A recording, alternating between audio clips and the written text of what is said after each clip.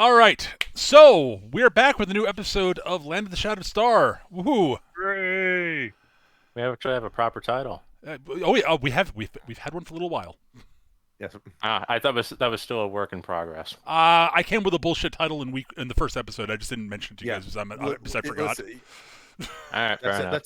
that's a valid strategy. Okay, just Yeah. Sorry about missing last week. That was on me. I had a migraine and really couldn't run a game. So Peter, we did not allow you to have a migraine. You have to, if you want that, you gotta put in your PTO, and you gotta do it 2 weeks in advance. what is this? The American healthcare system? Hey, you need Yes. to schedule it with your supervisor, so they can make sure they can have you covered. Otherwise, you might actually have to hire more people, and that would just And really hurt we the all bottom know line. that Gavi's our supervisor, Peter, and they're not here right now, so they can't even sign off on it. So. I put up with this bullshit for a long time at the offices I've worked in, and I really resent it being thrown at me right now.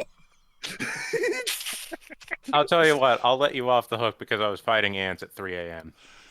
All right. Well, at any rate, either way, and that's why I'm late. fair enough. So, anyways, that was talking about last week. This week, I was doing final setup here. But anyways, so when we last left off last time, you guys had got yourselves a bit of a questy thing. Yeah. Yes. It took a little bit of doing, but yes, we did. Well, I did set up the thing. Despite our best efforts, we found the plot.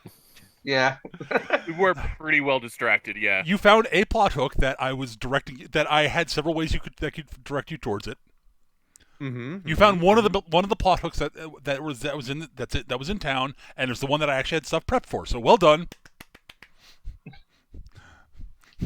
I don't have to pull any switcheroos on you. Listen, okay, I'll take credit for it, even though I did nothing to advance that. You're all welcome, all right? It was character building. That's what we call it. Well, it was. The whole point for that session was to have you guys do a bunch of stuff and lead you up to this, so I could get you to here and have time to actually prep it. Right. Just as a forenote, if you hear like a whirring thing, that's the vacuum. Fair enough. No, Pay it no mind. That's Cameron's gun. That's the heat sinks on Cameron's gun activating. It has LED fans installed on it. I'm hearing like the Windows update sound from Cameron's gun now. It has. Okay. Does the gun have RGB technology? Not yet. No. Still need. Not yet. But also, if you hear any loud thunder from my end, that's because it's thundering right now. Oh, neat. Exciting. Yes. At any rate, so you left town in the morning to head off towards the west. Yes, west. Mm-hmm. Away from I the believe gate. it was west. Yes. Yes, it was not. Yes, the ruined temple to the primal dragon of fire was not over near the gates. There are reasons for that, which none of you know. Most of it I haven't fully decided either, but I decided it was a mystery I wanted to explore at some point, maybe in the campaign. But anyways, moving on. So, yes, so there are hills and such off to the west, set amongst various copses of trees and a sort of smallish forest and such. Do they have eyes? No, they do not. There's no inbred cannibal mutants hanging out there. Don't worry. All right. That we know of. Yeah. I am feeling more confident in my low AC in this moment. That's fair.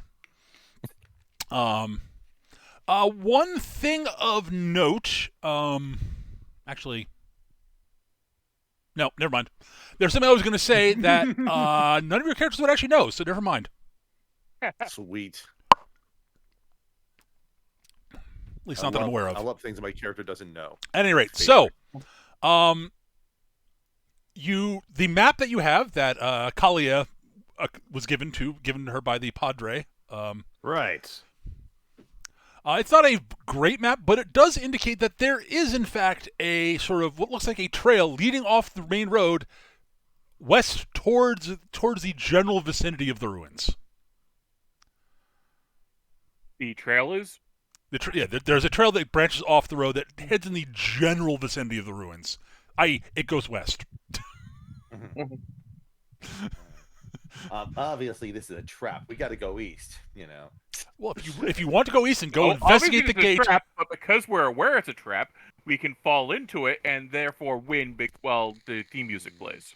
So you're saying that a trap doesn't work if you're aware of it. Got it. Okay. Yep. All right. that is absolutely the case. Yep. That If I'm walking into a trap, I want to be certain that I know I am. I mean, that's fair. In any case, like Cameron just continues to just take endless notes. It's curious. It's what makes one wonder how many pages are in that damn thing of his. I'd like to imagine that it's less a notebook and more just like a portable typewriter that just kind of has a reservoir of information. I have an idea for the technology that's behind it, but I'll reveal it at a later time. All right. Oh, God. Sketch, does it have "Don't Panic" written anywhere on it? No. Good. I'm Don't worry. disappointed. It's Do you have a towel? I mean, he has a towel. Yeah, of course he does. Everyone knows where their towel is. I mean, come on. Listen, Anyone who knows listen, listen, it's the hitchhiker's diary, okay? Totally different. Fair enough. At any rate, so yeah, go ahead. You branch off the road and start heading down the path through the it's a very pleasant it's actually a very pleasant wooded area now that you're traveling through. Oh no. As seen by this battle map. Oh, you guys are on the battle map, yeah. Yeah. You were in the tavern. I'm gonna hang on. I'm going to move you. I'm going to move over to a thing that has a general gives you the proper atmosphere, but I need to delete tokens off of it. Hang on.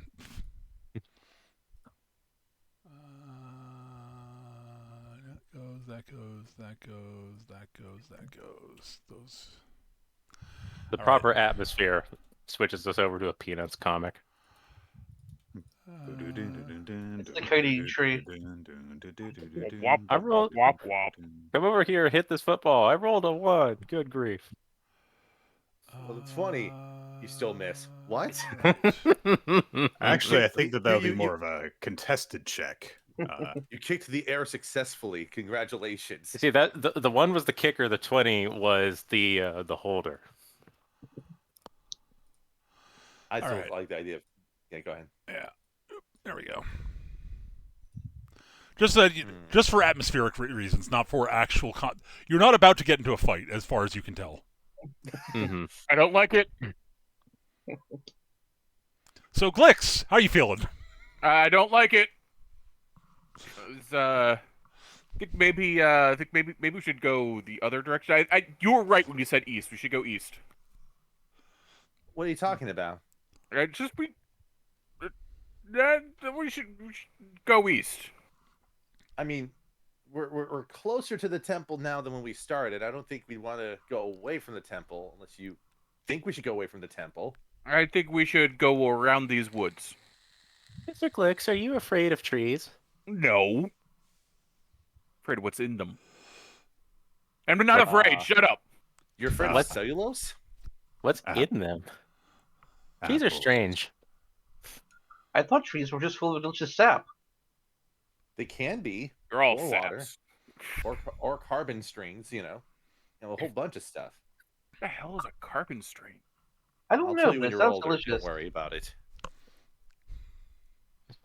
Note to self, Mr. Glix is afraid of carbon strings. If the environment will be a problem for you, you do not have to join us. No, it's fast. We'll just go fast. Go fast. Don't walk off the trail. It shouldn't be too The much mermaid proceeds to slither along at her pace. Okay, that's not how she moves.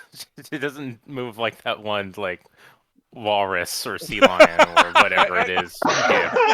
You're making me think of when you make the overweight seal. The overweight seal. Yeah, no. That's You're not how it moving works. like a seal, but with like your torso head held vertically the whole time.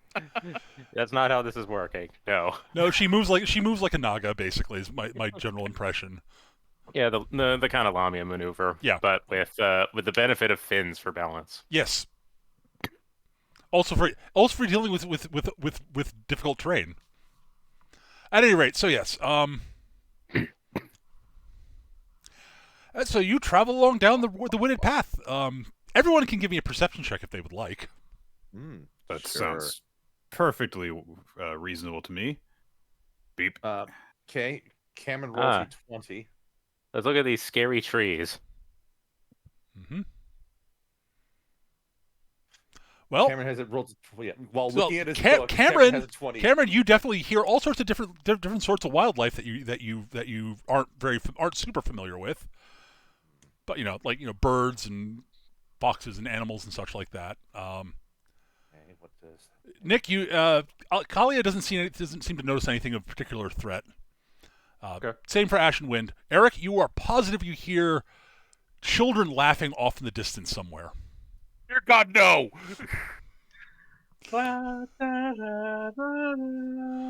Yeah, basically.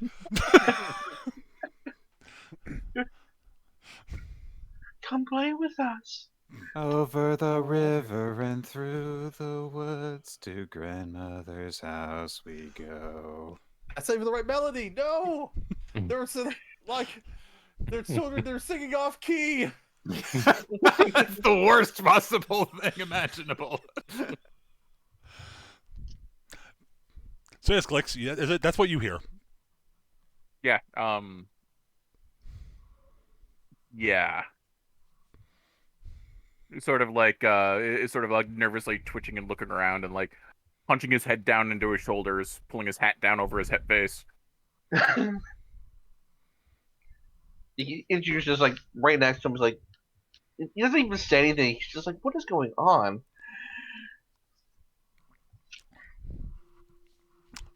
Peter's just kind of moving along the way. She's just curious about these strange plants. But on the plus side, otherwise it's it's a lovely day, and it's the air's not too hot, not too cold. It's nice, pleasant, it's a nice, pleasant temperature. Not particularly humid, not super humid, not super dry. It's just a perfect spring day. As we're walking down the path, Kalia is going to be examining the map.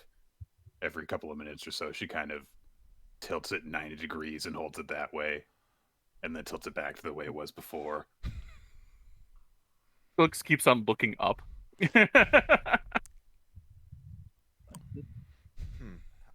Anyone have any guess as to how much further it is? A lone raven flies overhead.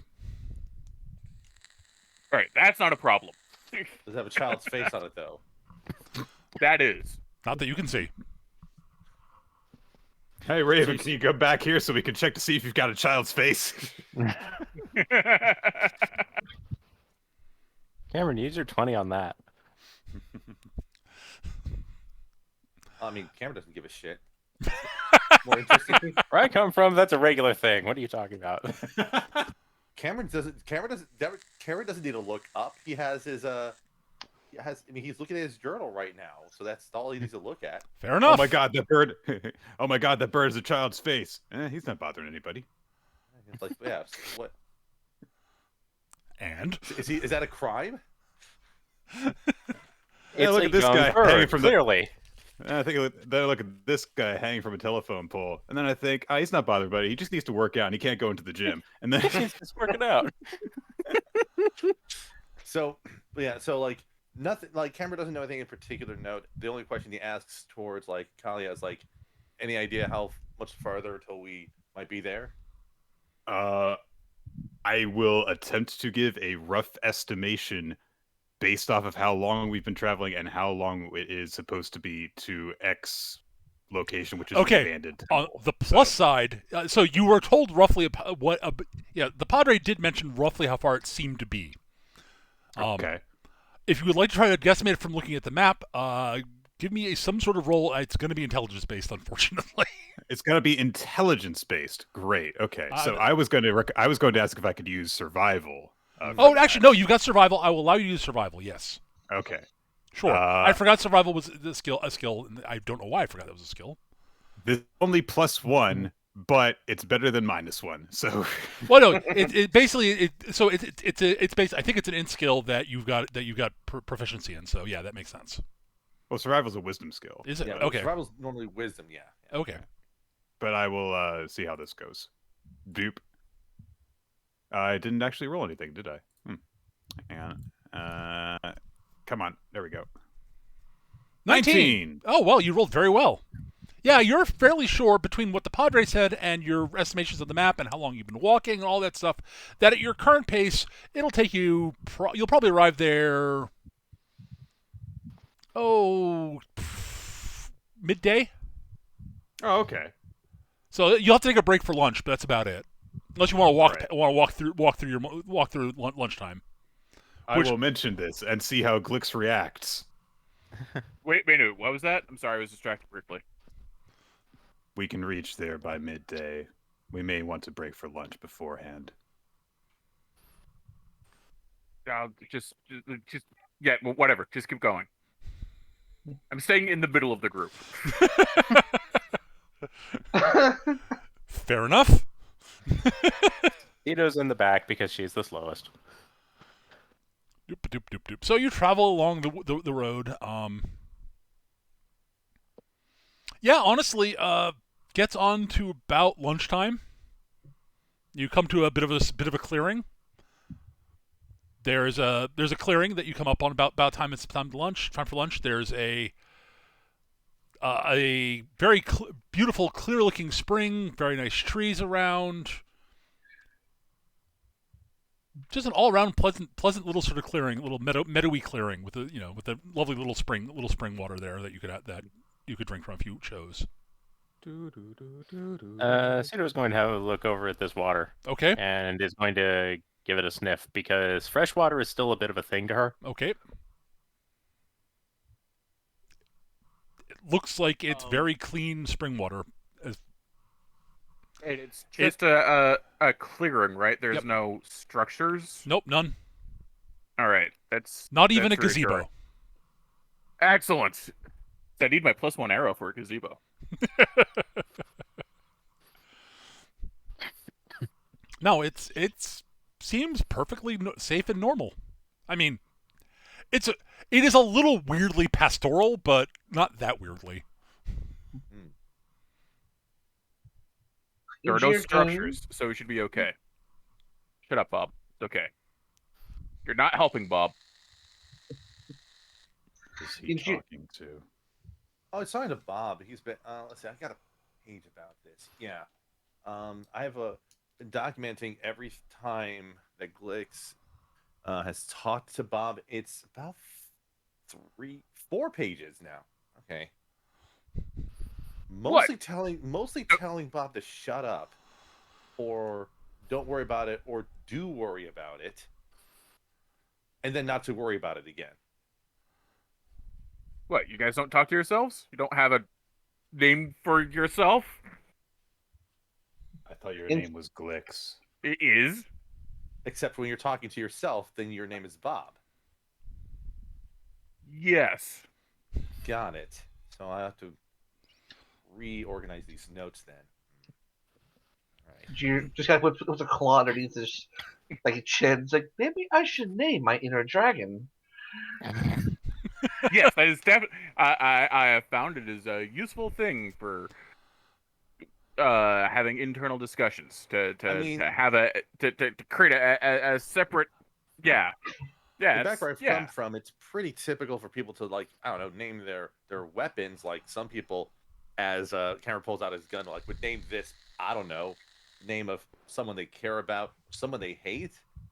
Either way, but, it was a little weird. And then he spins the gun a few times, probably a few too many times, and holsters it again.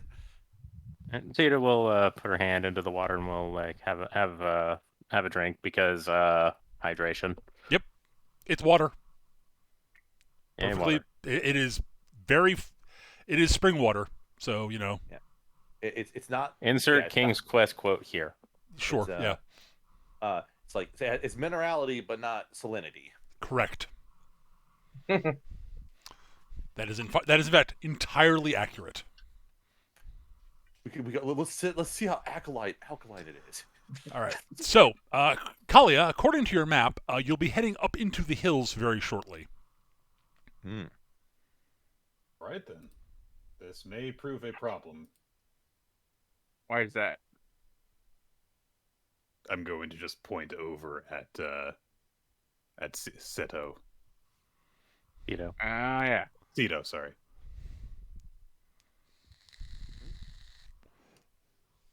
It's Ceto. Ceto's not really She's paying with attention. me. She's just over there with the spring. Well, I mean, we can always ask her if there's a problem with her going up a hill, if that's the case. But We could build a catapult and launch her up the hill. No. I don't think that's necessary. But it would be fun. For who? Me mostly. Okay. Yeah. All right. All right. Injir has enough insight to just know to stay the hell away from this conversation. I'm adding this to my notes about you, Glix. Just letting you know. But yes, after a pleasant break for lunch, you can resume your travels. And if someone wants to check with Ceto about going uphill, that's fine. Yeah. Glix will. He's enough of a prick. I mean, the question I was gonna have is like when it comes talk about going up a hill, we're talking about like hiking or climbing. Hiking, very very much hiking, right? We're not talking mountains. We're talking hills. Oh, okay. Yeah. In that case, then Probably not going to be a problem then. Yeah. No. So, Although I will say the tops of some of the hills look a little rougher than you would expect. But that's like further on past the hills. Actually, now that you've got... Actually, I'll get to that in a second. Basically, as you travel up the hill, you sort of get to the top of the first hill you're going on, and you can sort of see out across the area, and you see several rolling hills here and there, which seem to feed into what looks like it was probably once upon a time mountainous terrain. Not so much anymore.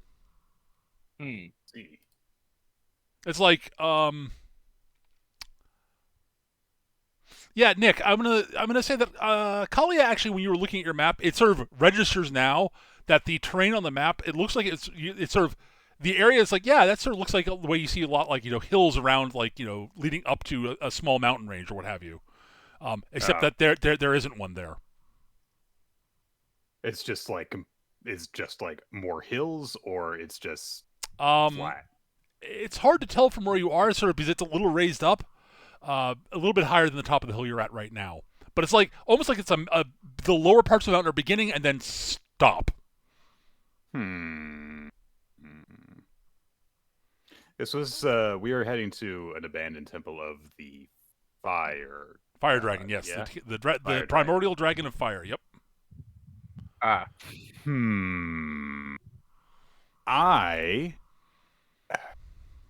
have a potential theory, so I'm going to make a religion check to see if there is any potential lore that might be associated with this unusual terrain.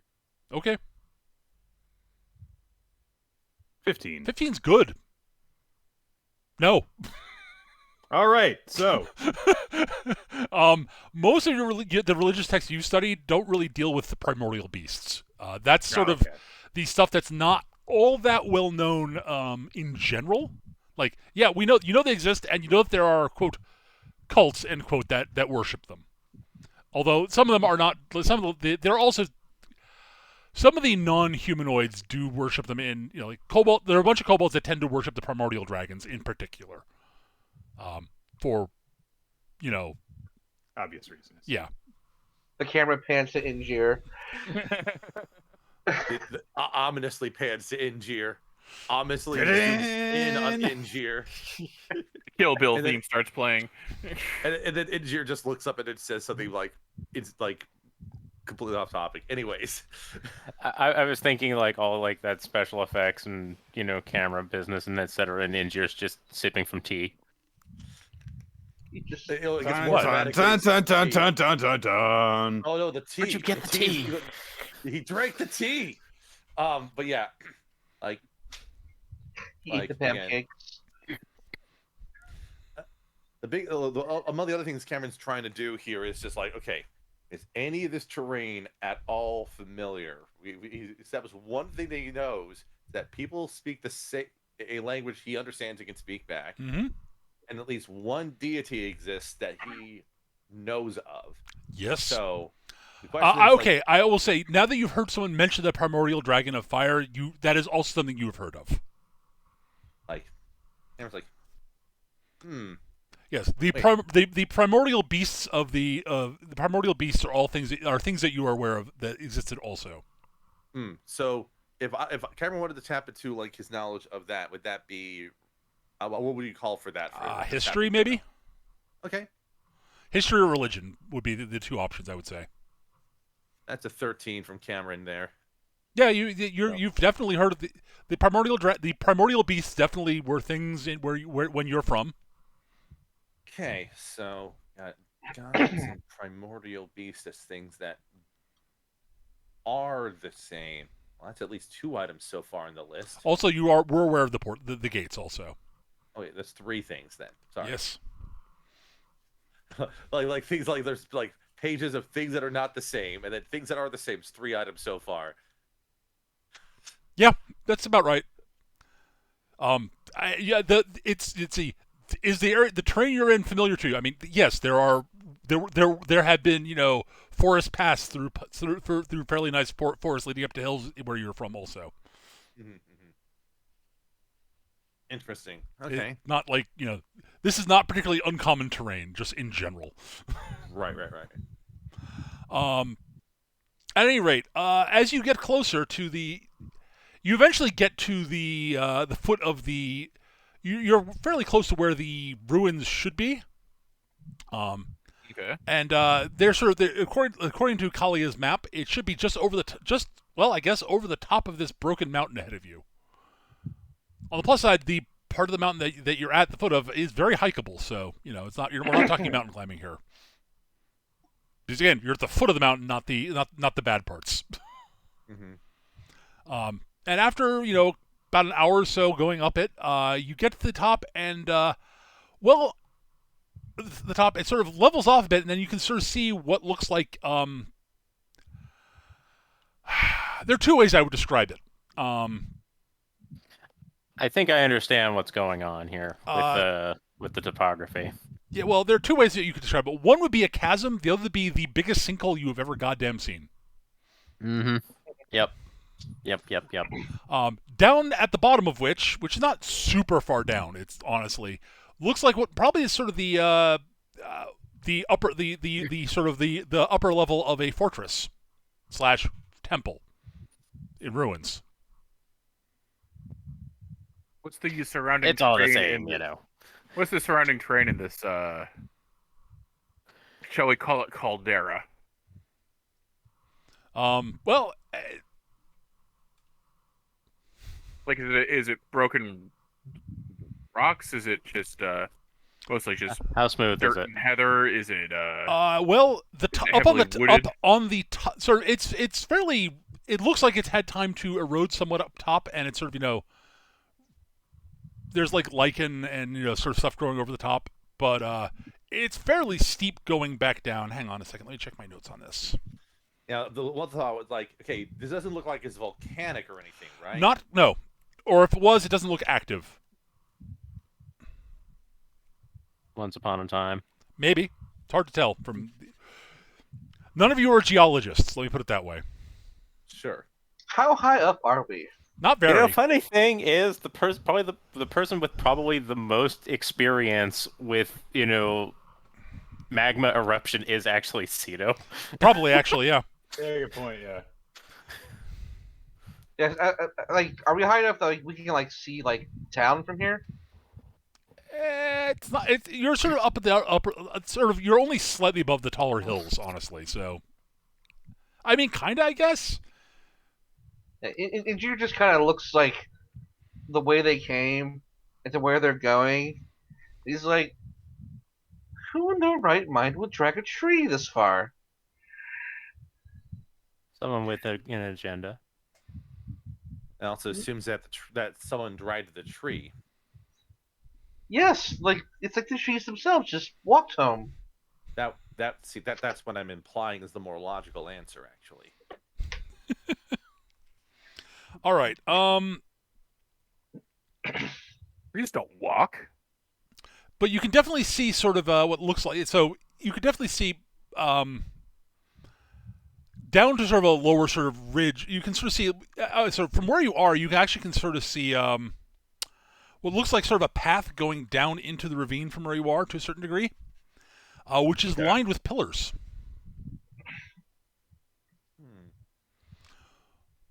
That look, like old, like real old. Right. But still mostly intact. I mean, they're broken. Like some of them are broken and shattered, some of them are not. If they haven't been maintained. Are we talking like the scalloped like Roman Greco type pillars, or are they more like square obelisks? They're more obelisky, but they're definitely they're definitely carved. Like they're not just like slabs of rock. Okay. There's definitely care was done in making them, but they're not quite as intricate as like Greco-Roman pillars and such. Okay. But yeah, there's definitely a path down, at least to the next level down. The temple seems to be further down though, and you're not sure how you'll get down there from where you are now. Well, but there's a path that seems to be lined with pillars. All right. Well, we can't get all the way down without getting part of the way down. Cameron puts away We'll follow the path down to where we need to be. Keep a watchful eye, though. That is totally reasonable. The path that you're going down is sort of sandy, almost. So the footing's a little tricky. For everybody but Cito, really. Cito's just wee. I mean, I'm not yes, going to go wee across rocks. Cito could do that. I just wouldn't recommend it. Yeah. Basically, there's a technique. Give me a big slab of wood, then we'll talk. Also, as you go down, you notice that there are a few signs few things that are sort of look like signs that are lashed to a couple of the pillars. You can read them? Absolutely, you can read them. Well, question: Okay, two questions. Who here actually knows Dwarvish? Nope. No. But if I recall, you're a bard. Character sheets. But yeah, the characters are very clearly Dwarven characters. I do have comprehend languages. Ah, excellent. Is that a first level spell? Yes, it is. So no one here knows dwarf, so I'm good to throw this, I think. Okay. All right. Yep. Are you going to cast it? Are you going to cast it as a ritual or just cast it as an action? It can be cast. If you take 10 minutes, you can cast it as a ritual and not burn a spell slot. Let's do that. All right. Yeah, you're not in a rush, so sure. Yeah. All right. And I guess a sign is able to be reached and be touched, correct? It's like not. Oh yeah, they're not like super high. No, they're eminently reach. Right. No, they're actually roughly Glick's height. Interesting. All right. That would track. These are not people in love with ladders, so they are not dwarves. Okay, Cito. Mm-hmm. So the spell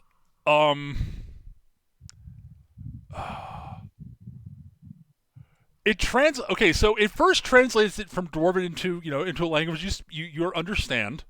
So it's like God, I'm not sure how this will actually handle it without me because there's a point I want to get across. It's kind of encoded, sort of. Well, so to but not really. Spell, you basically the spell tells you what the literal meaning of anything you hear or read, and to read something you have to touch. There's slang going on here. No, there's not slang here.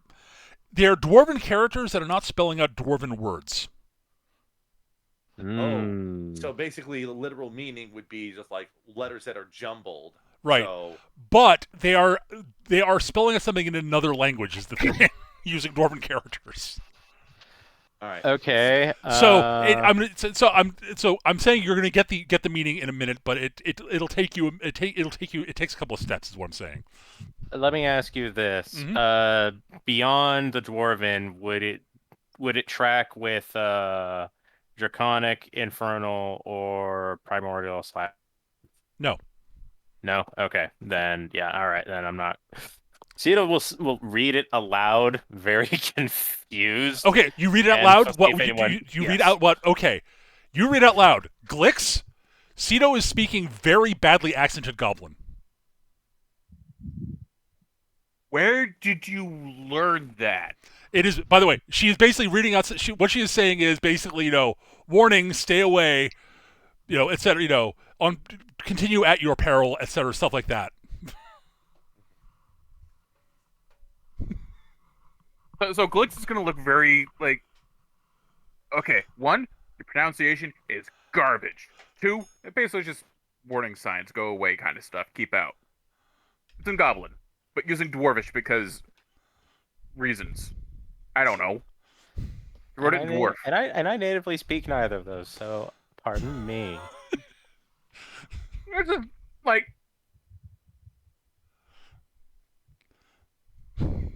I imagine it's kind of like hearing French pronounced phonetically. Yes, it's almost exactly that. Actually, yes.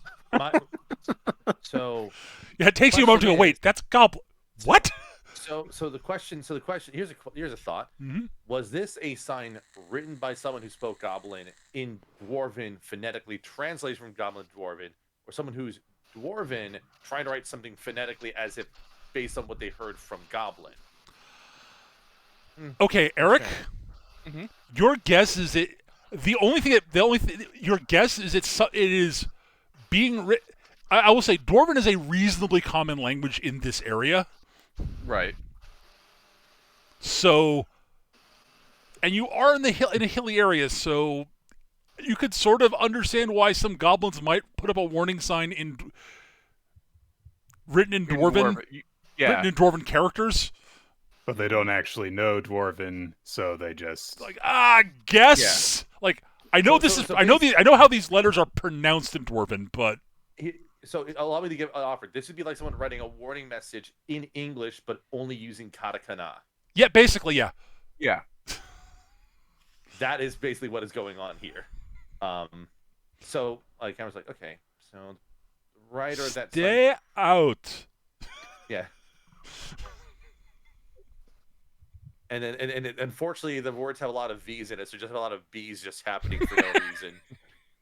But like, yeah, that's sort of like Cameron's conclusion. It's like whoever wrote this sign was probably goblins. Oh yeah. I was kind of imagining trying to write something in French using the Cyrillic alphabet. That's another way to look at it. Yeah, totally. Things along those lines. Yeah, well, it is. Looking at it, it's very clearly not written by a dwarf, or at least it's written by a dwarf with really bad penmanship. Yeah. Cameron will just struggle with like, well, I mean, we were going to go in there anyways. I don't think a sign's going to deter us, or that ominous thunder in the background that I'm hearing that no one else can hear. So, on the plus side, Eric, you're no longer hearing the children singing. That's good. Well, we're out of the woods now. Yeah, literally. So... You hear ska music in the background instead. Well, that's the impression that I get. That's terrible, Eric. Oh, I get it now. Okay. All right. So I don't get it, but I have my own line of joke in my head, so I'm just running with that. That's the beauty of that type of joke, is that people can finish the joke in their heads and it works. So my punchline is it's a game run by Mecha. Of course, the back music is ska. Among many possibilities. So Cameron will look around to see about like ways of pursuing further from here. Is there anything that he notices in particular? If you would like to give me a investigation check or a survival check. All right, he'll do investigation. It's a 7. He does not really notice anything too significant area here.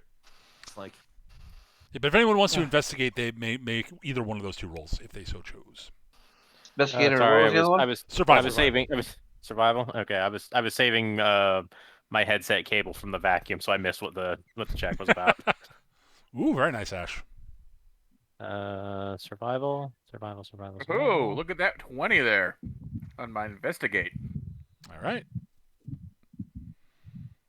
All right. Well, everyone who's poking around, aside from Cameron, who's too busy sort of taking notes about the bizarre linguistics, honestly. Like, why would you do this? Like, Very specifically telling dwarves to fuck off. Basically, yes. Actually, everyone else, you do notice sort of the area in and around the pillars and the sort of this shelf, this sort of ledge you're on. It's a big ledge. You can see very faint remnants of small campfires and such. The most recent ones looks like it's at least a month old. And I'm gonna give it to Eric because Eric crit basically. Mhm. You actually, Glix, you find a very well hidden rope, sort of knotted rope ladder going down the side of the ledge, down from the ledge down below towards what looks like an outcropping that might lead down into the fortress. Hey, it's over here. But very well hidden. Like, honestly, any of you could have found it, but I gave it I gave it to Eric due to the Gave it to the highest. Gave it to the high Yeah. roll. Well, actually, Ash had a higher roll, but you had a 20, so. Oh, okay. Yes, crits are always better than high roll. I'm just kind of appreciating that the people who found the way down are the people who are the lowest to the ground. You know, honestly. Logic. Yeah. Also, Probably a goblin I'll also ladder. say, Eric, the methodology used to hide it is very similar to other sort of ways goblins tend to hide things like this that you in your experience. So there's a big sign that says "Don't look over here."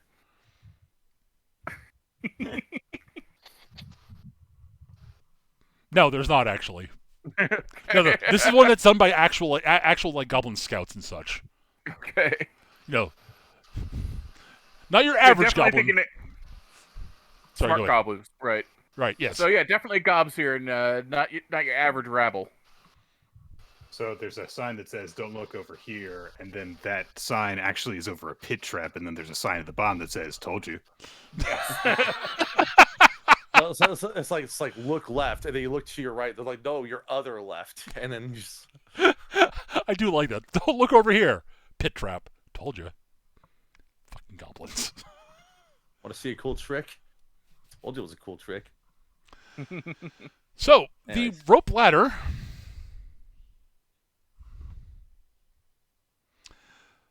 leads you the rope ladder. So those you can all descend it. I'm not going to make any of you roll for doing it because because it is designed to be climbed down.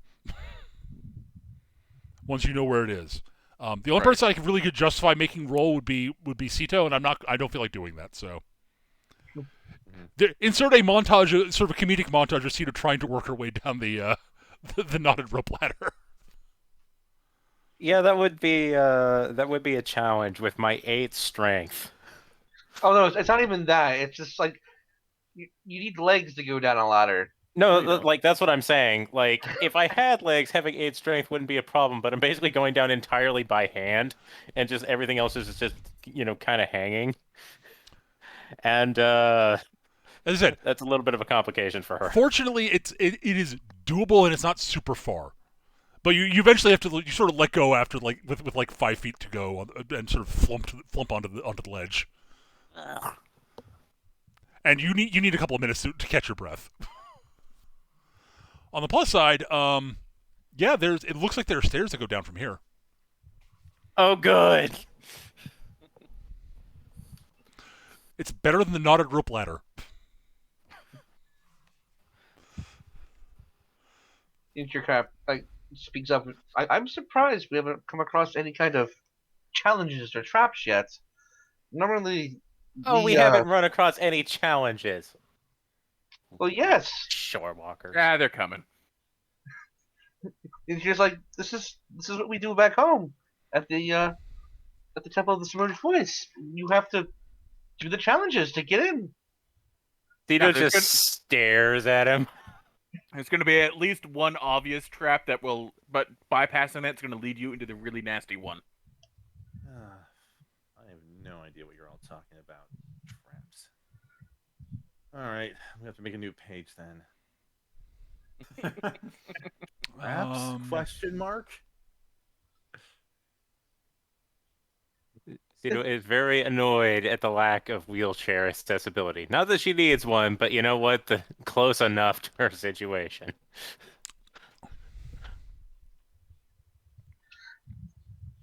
But it looks like this is sort of like the upper level of a ruined sort of tower almost. That leads down to what looks like an outer courtyard below.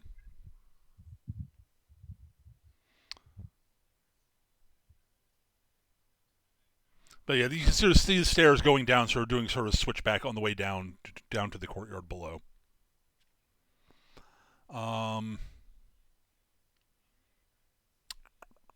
Switchbacks I can handle. Stairs I'm not a fan. I'm not again, a fan. they're switchback stairs. I'm sorry. Uh, It's a staircase, then going the other direction, then the other direction. I feel like I need to. I feel like that survival check is just me getting through this shit. I mean, sure, yeah. No, it is not well set up for merfolk. You are correct. For people without legs. You're right. You are absolutely correct.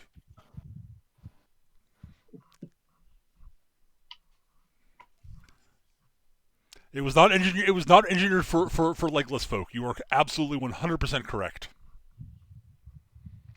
Grumble, grumble, grumble, grumble. Yeah, don't fall off the stairs. It's a bit of a ways down. That's just a piece of advice. Anyone who wants to poke around may do so if they want. Otherwise, you can head down the stairs. Question about the stairs. Mm-hmm. When you say that they're switchbacks, are they switchbacks that kind of switch back against walls, or is it just open air all the way down? Oh no, there's a wall on one side, absolutely. Not quite what I mean. Like if you go down the stairs and you kept going, would you go off or into a wall?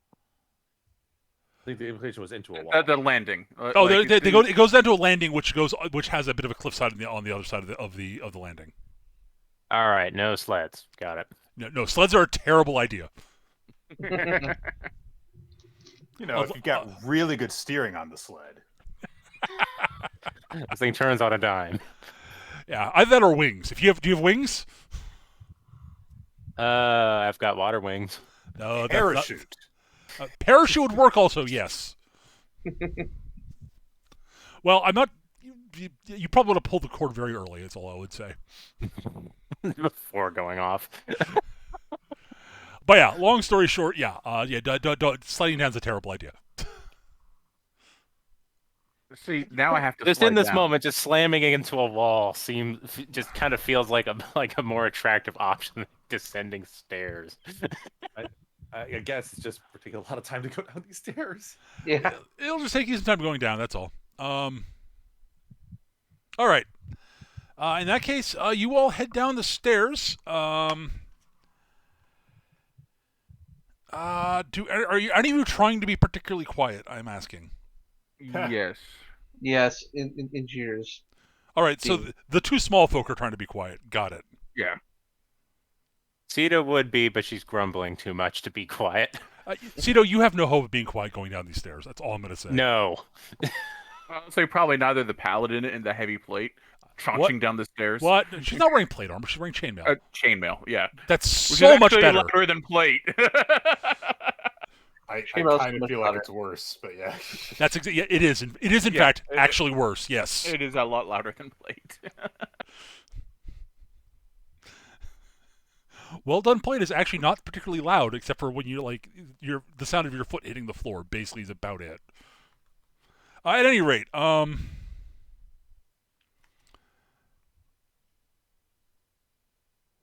yeah, it's hard to make unless those of you who have dark vision can make out the fortress below.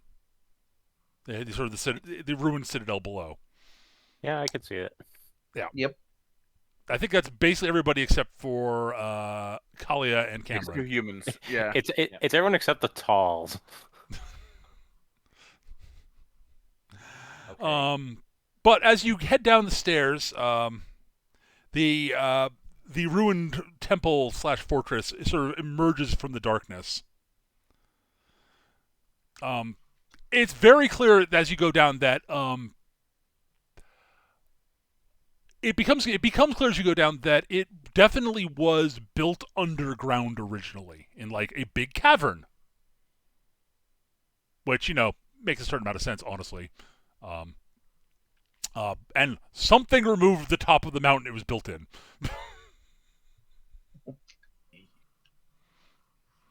Someone had one hell of a party. Blew the roof right off. Well, it didn't collapse down in on top of it. Well, maybe it did, and that's part of the reason that the ruins below are ruins. It's hard to tell. We have found the Goblin Fireworks Factory. An entirely new definition of mountaintop removal. But other than that, is that why they're telling the dwarves to get out, because they want to stop being heckled about how bad their powder is? No, it's excellent powder. Just stored really badly. Applying it. Being goblins, they cut corners on storage safety.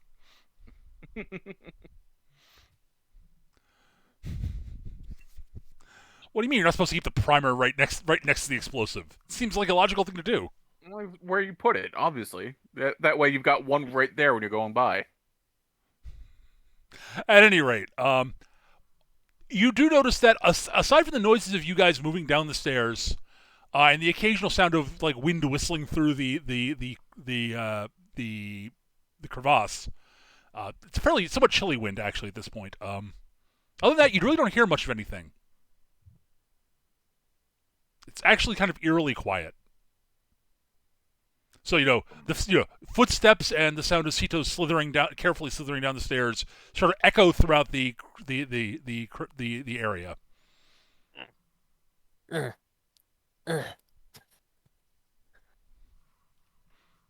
So yeah, I would have expected more of a welcome. Angier says as he looks around. Nah, they're gonna expect other shit to take care of it for them.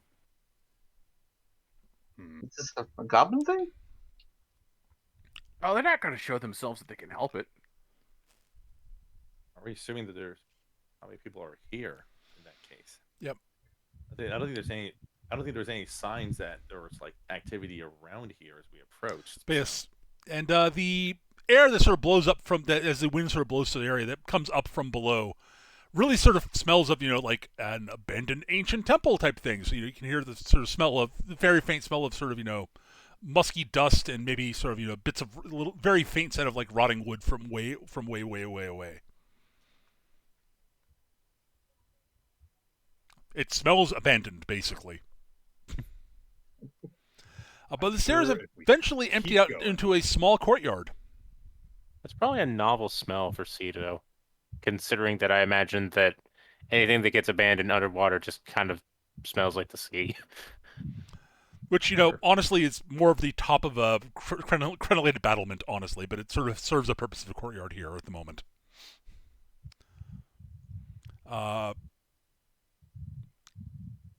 The floor sort of stretches away from you, sort of north and south, and the ground is sort of covered by the footing on the ground, sort of on the floor, effectively, is somewhat treacherous, being sort of covered with crumbled masonry and bits of loose stone and such, which you can't really tell exactly how deep it is. It's because it's very clearly coming up, sort of up higher than the bottom, where the actual floor should have been. So we're just standing on like big piles of detritus from detritus. Yeah, there are big piles of detritus all over the place. Yep. And you can see off to what is effectively the west, what looks like the surviving structure of the temple. And you can sort of see off that way what looks like probably was a tower of some sort. Question for you guys. Mm-hmm. Let me check this actually. Hang on. All right, yeah. So, I take you guys are going to sort of move out through there? Yep. All right, give me a second. I need to do one quick thing. I'm going to boop, boop, and we're going to do a quick sketch here. I would like to know, what is this? All right, so.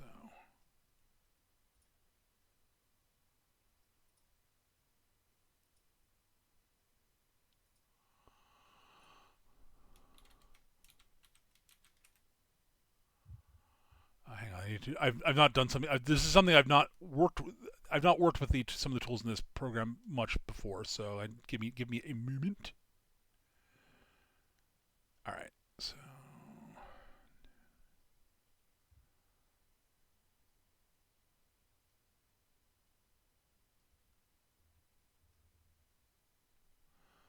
all right, so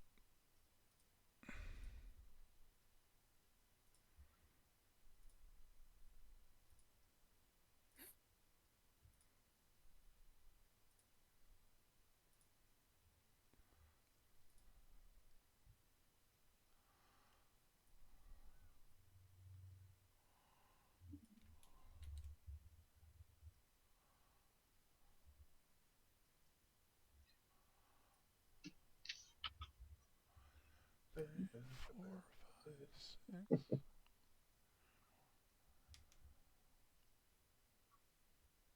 Art, silence. Doop doop doop doop doop. All right, and then Tito is questioning her decisions at this point in time, but is ultimately still continuing to press forward as best she can. Mm-hmm. Well, that's probably wise of you.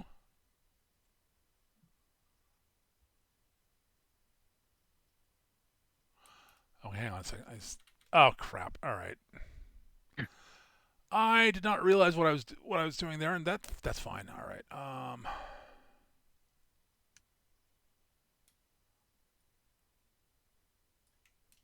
Nope. Why would you do that? Oh my god. Not used to the tools in this yet, so.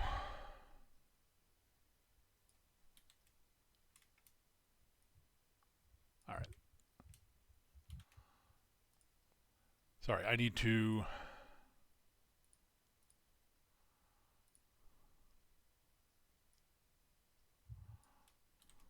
Why would you change? Why would you do that? There we go.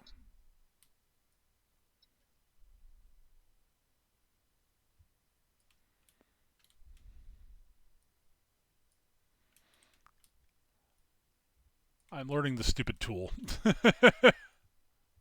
Mm-hmm. This is a map I should have drawn earlier. I just forgot to. So this is my bad. It happens. Yeah.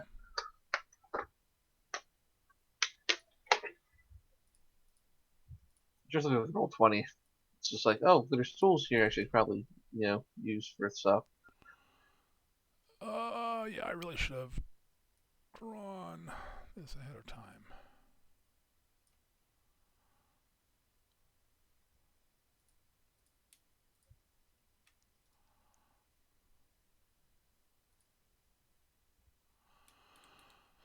Ah, crap. All right.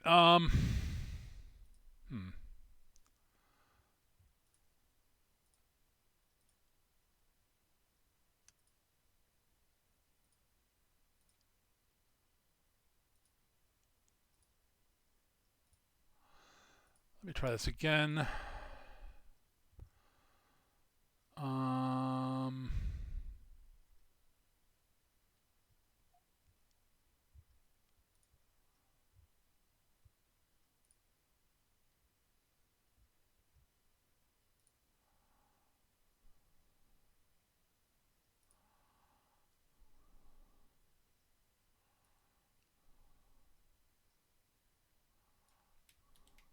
All right. Let me see.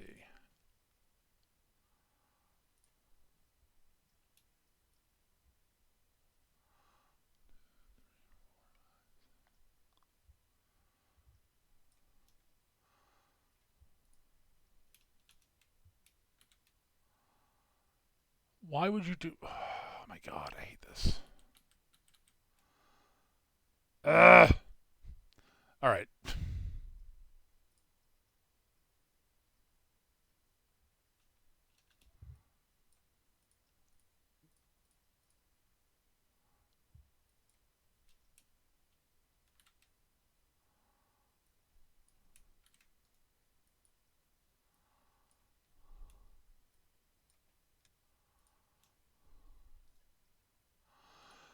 Okay, this is going to be a pain in the butt, isn't it? All right, that's fine.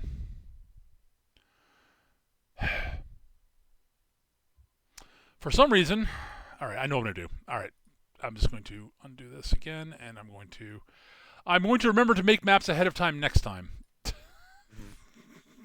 Is what I'm going to do. All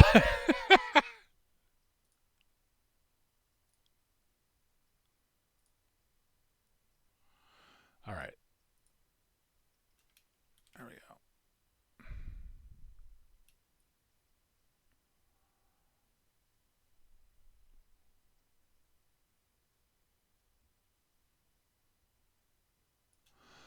All right.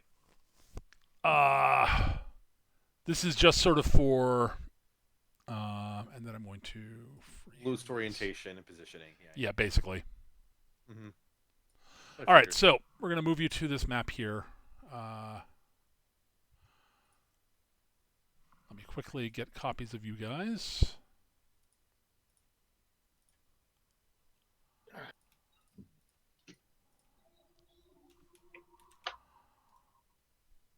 Copy.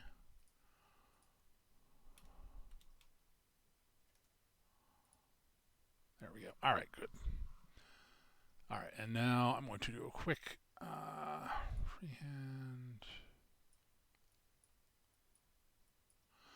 All right, and then I'll move. I should also remember to, yeah, here we go. Womp. All right, so that is the map you are on currently. That is basically, so, All right. staircase you came down up there, front of the tower over there. The entire area you're in is basically difficult terrain.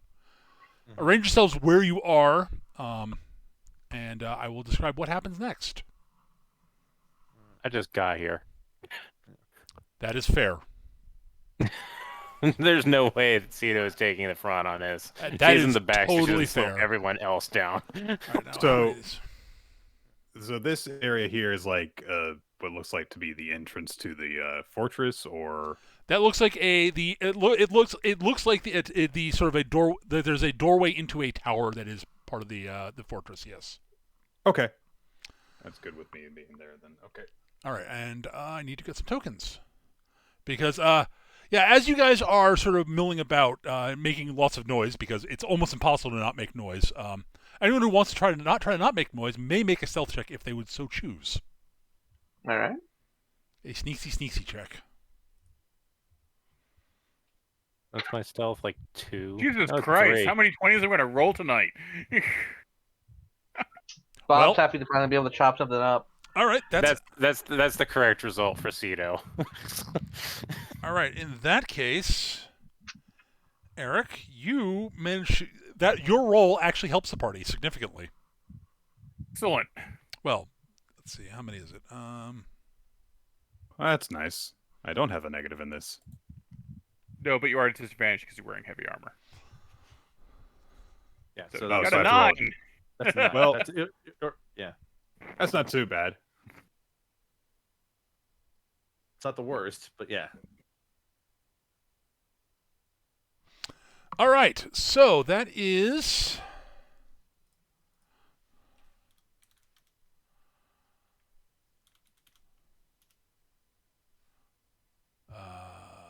How do I do this?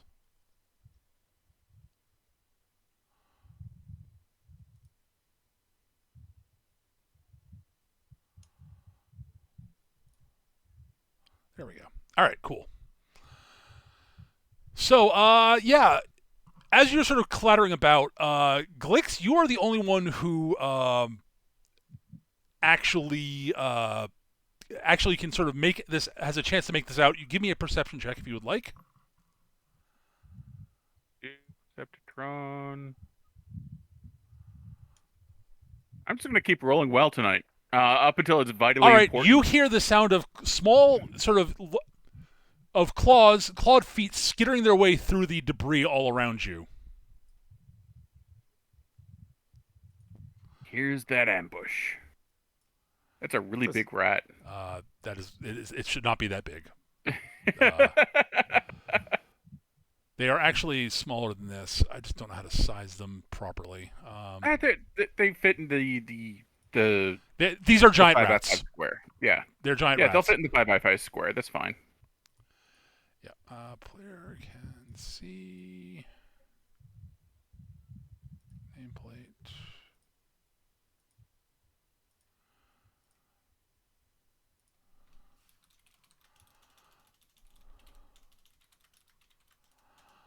All right. So, no, don't stretch the. There we go.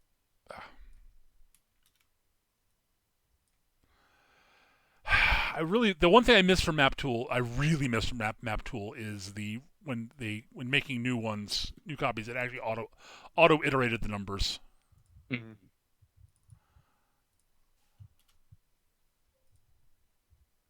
So yeah, there are a bunch of rats coming skittering up. Eric, you may roll initiative. Everybody else is surprised. Well, to clarify that, Peter, everyone rolls initiative. It's just that people don't take their turn on the first turn. That's fine. Oh, that's right. You keep the same initiative sequence. That's right. I remember that now. Right. Yeah. That's okay. I rolled garbage anyway. There's that one. So like everyone rolls initiative. You can't take reactions until the end of your first turn, and you can't do anything on your first turn unless you have a feature that overrides being surprised. A lot of giant rats. There are 9 of them.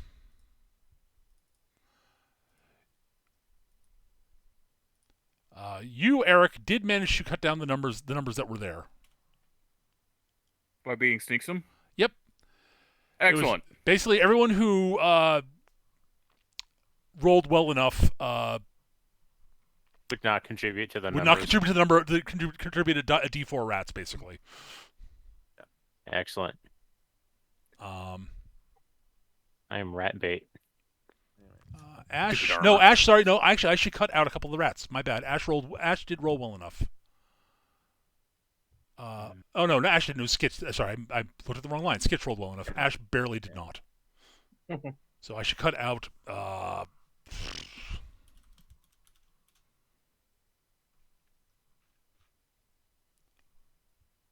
Okay, I'll cut out 2 rats. That'll make things easier. It'll also make things a little bit easier for me to track. So.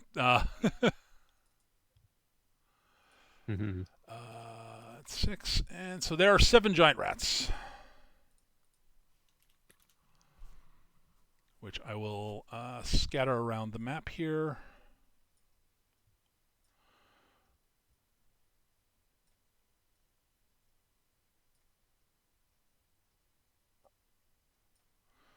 You are surrounded by rats. All right, and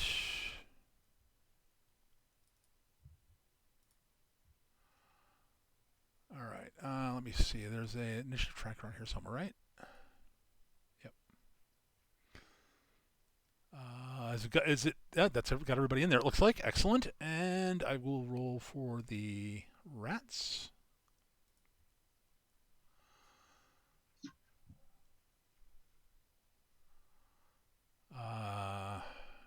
I forgot to have them selected. All right, so I'll just add I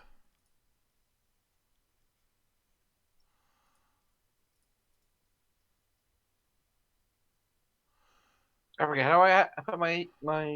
It looks like you have already been added when you push the roll initiative button. It looks like. Oh, it says it's a tracker on my end. Yeah, I did. I pressed the rolly button that got added to my character sheet, and there I am. Yeah, you have to make sure your character is targeted when you roll initiative. Yeah, if it's not, then it doesn't automatically add you. I can re-roll that, and you can change it to 4 to add. Oh yeah, I think mine was targeted by coincidence because I dragged my token. Yeah, And you can also just once your character gets added in there, you can also I believe add yourself to the initiative order.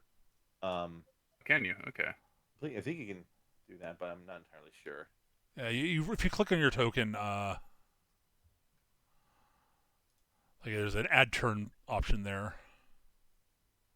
Were you a 6, Eric? On the players. No, I was a 4. I was trying to change that to 4. Hang on, I will fix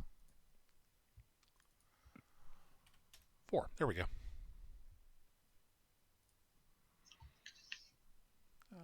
Descending. There we go. All right, so the giant rats go, then Glix, and then we go to the next round. Yep. I don't seem to see an option to add to the turn order. I don't know. Well, you are listed in there at 14. Is that correct for you? We just can't see Kalia on our side for the turn order. Okay. Yeah. We can't see Ash's character either. Also, yeah. Let me check something here. And Skitch is on here twice for some reason. I mean, I'm only on there once on my end. I know, but you're on here twice for me, so. Yeah.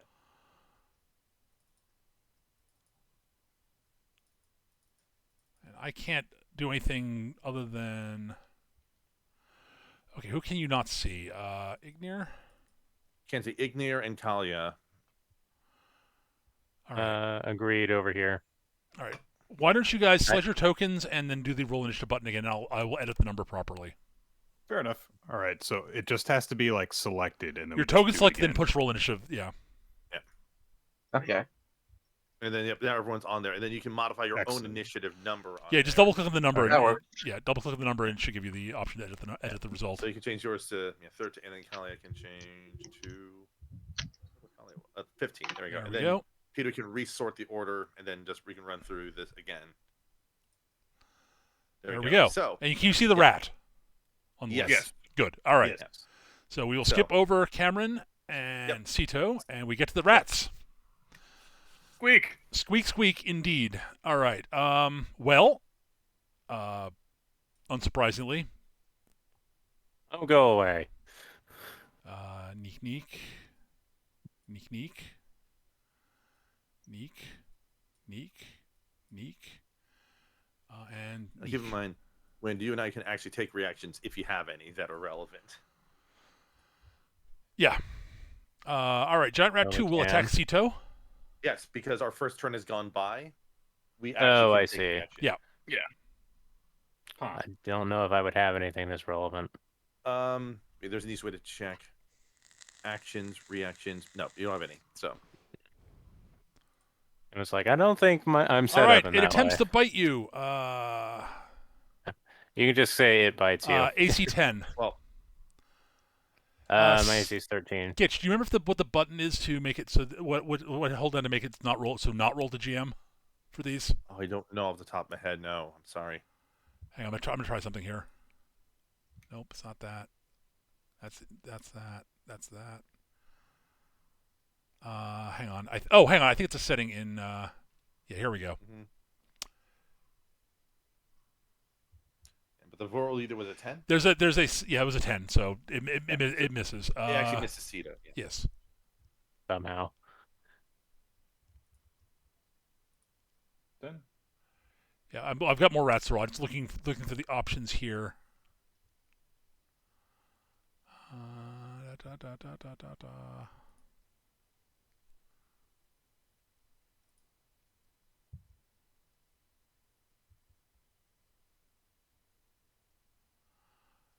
Here we go. This should work now. All right. Giant Rat 1 attacking Cameron.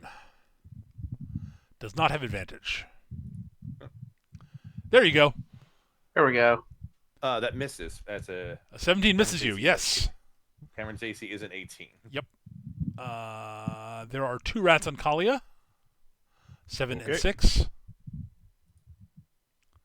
Well, that 20 definitely hits. Take 4 piercing damage. Ow. Chomp. The second one misses.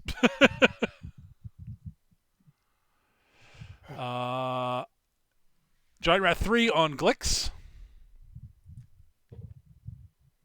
Does a 16 hit Glix? 16. Yeah, 16 will hit Glix. Take 3 piercing damage. Ow. And now the bad, unfortunate thing for Injir. 2 attacks with advantage.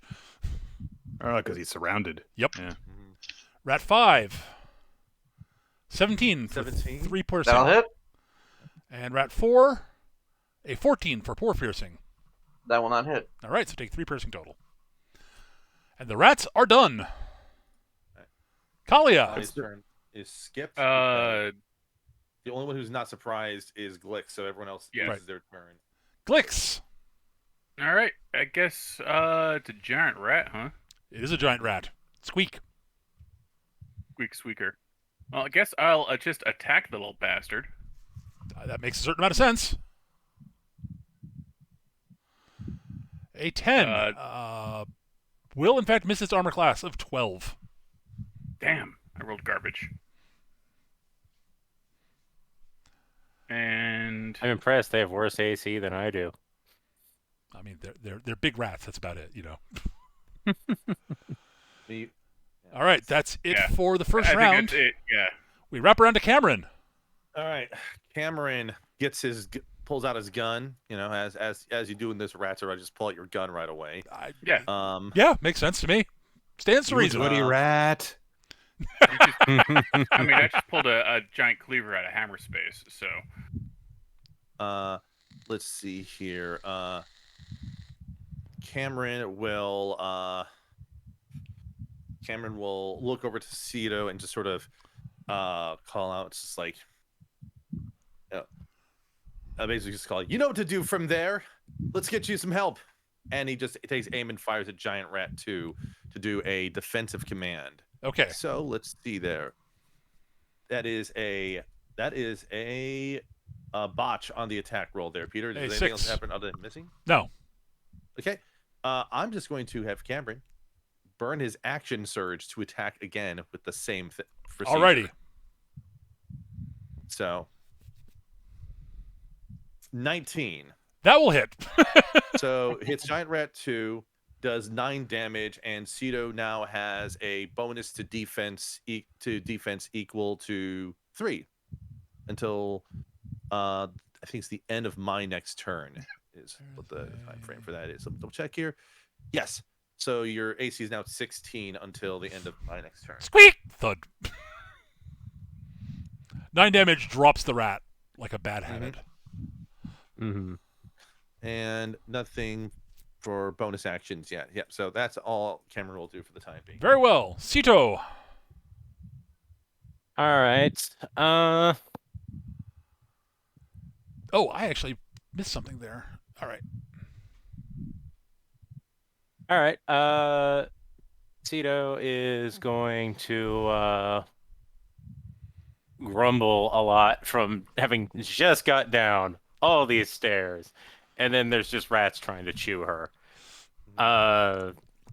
She's gonna look over, not be able to see too well because of the terrain and her relative height to it, but is going to notice that there's a lot of these crappy little rats surrounding the rest of her group over here, and she's just gonna throw a sleep spell right in the middle of everything. Okay.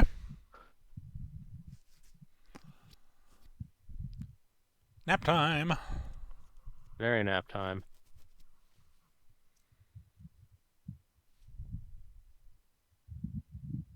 And you just Oop, click hang on. on. Use that first roll, but doing this one just so it actually spends the slot. Sorry about that. It's not doing a roll yet. You have to click on the 5d8 inside of. Oh. And I think I may have earned 2 slots. Oop. You can just click it back. Yeah, hang on. I'll worry about that later. Okay, so 27 hit dice of rats. Hit points of rats. Okay, well, given that that is all but one of them. Okay. The rats have 7 hit points. Oh no, sorry, one of them's dead. That's all of them. Yeah. So They have 7 hit points each. So no, that's 4 of them. Sorry, that's 3. You get 3 rats. Okay. They have 7 hit points each. I don't like how this is trending. Let's I let's go back in the other direction. mismultiplied, Eric. It's my bad. I did it the other direction. 21, 22, Summons 23, 4 24, more 25, rats. So 3 of the rats fall asleep. I will let you pick the. It's from the closest to the center, right? It's just whoever has the lowest hit points, and it goes to whoever else has the. They're all tied at the moment. Yeah, So you get to. it's arbitrary. So pick just 3 pick whichever ones you think are pretty. Cito, pick the 3 rats you want to fall asleep. All right then, I'm gonna go with the 3 that are closest to me. So this, and this. All right. So that way we don't actually have any of them intermingling of them. We actually have something resembling a line. That is Well, fair. if you talk about the ones by Injir, that means Injir doesn't have 2 rats that have advantage. I will say this: that actually doesn't really matter that much. I forgot a rule they had. Mm-hmm. So don't worry about it. Again, yeah, it's not a big deal. We'll be fine regardless. Oh, oh yeah. Those 2 rats are sleepy. I thought that 13 went into 28 7 times. Nice. Nice. I get that reference. Yeah. All right. That is it for Cito. Napping rats, unless she needs to move. I could follow that up with something, but I don't think I care to in this moment. Yeah, I'm just gonna. She's just gonna continue to be over there, singing about sleeping rats. Okay. Then next up are the awake rats. All right.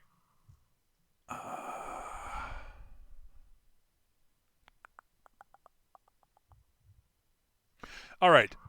So this rat will take a 5-foot step, basically. I forget what the term for that is in this, but they can move. They can move. You can move as long as you're engaged with somebody without disengaging without any penalty. Yeah, I just You don't need forget. to take 5-foot steps. Yeah, but she only needs to. The rat A only needs to non-disengaging move. Yes, the rat is moving to there. Yeah, that's fine. And technically speaking, I guess this rat will move to there. It's not really that important. Yep, those are all right. both So legal this moves. rat will attack Ignir with. Okay, so here's the thing I forgot. The rats have pack tactics, which means they get advantage on attack rolls against creatures who are who are within 5 feet of one of their allies that are not incapacitated. So all the attacks should have been with advantage, basically. Not all of them, most of them. But moot point. So 2 attacks on Kalia, 1 attack on Ignir. Okay. So the first one on Ignir. These are all with advantage. Oh, come on. That's a crit. So take 8 damage. Ooh, he is getting. And then 2 bites on Kalia. Rat 4 and then rat 6.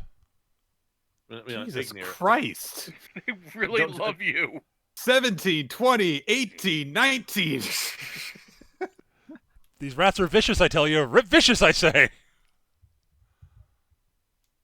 Oh, come on. Oh my god. Peter, stop this. I don't have control over 10 hit points. I've gotten to do nothing. the rats are done attacking.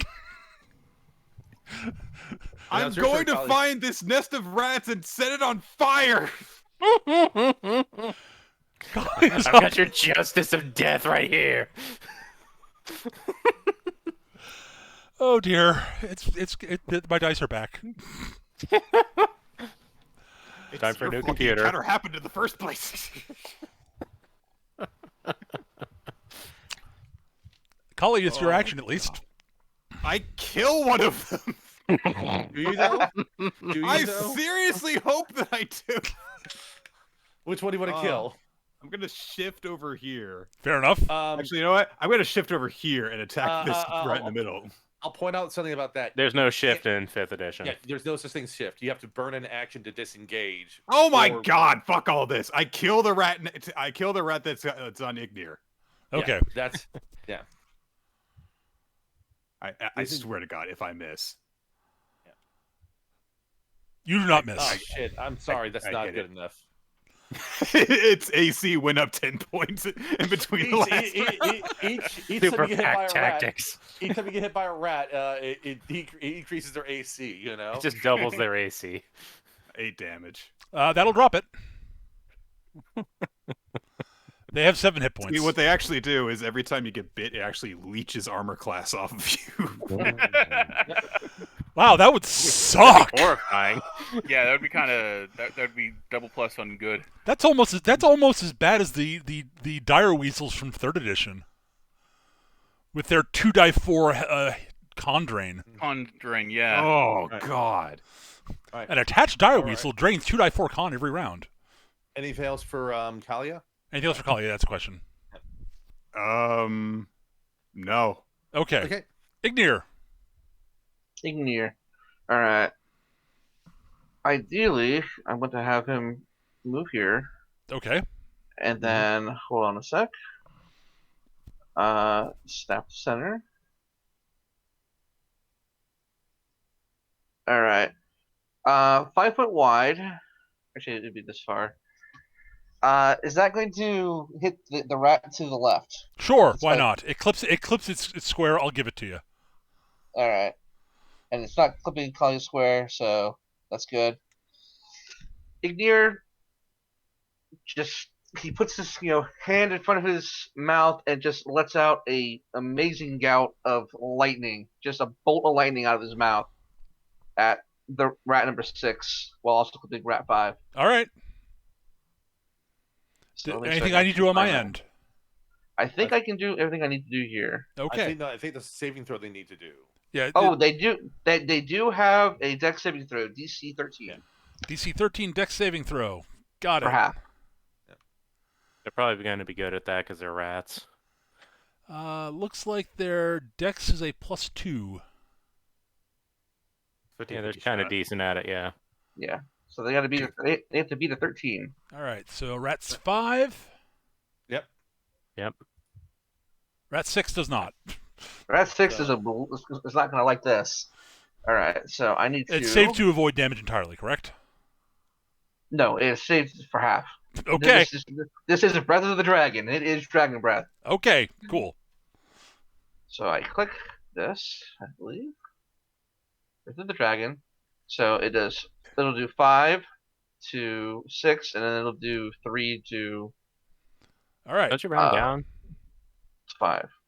So run down around. So it's Run down. 5 and 2. You round Five up and two. because No, because one no. you can't round down have for- one, so you round up. What? So it's 5 damage to the one that failed and 2 damage to the one that saved. Right. Oh, you round down. Okay. You You round always run down. down. Yep. You Okay. always run down. Yeah. Yep. All right. So Rat 6 is at 2 hit points. Rat 5 is at 5. Okay.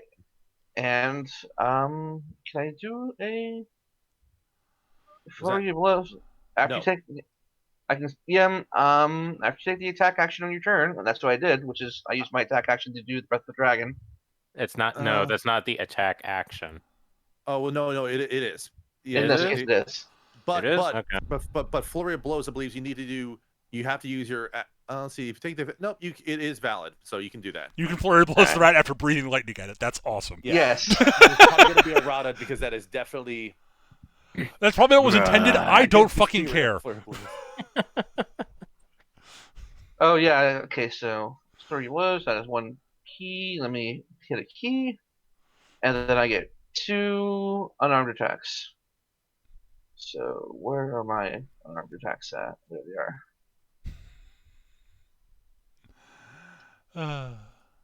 We're learning. That'll hit. That. Okay. The first. Yeah.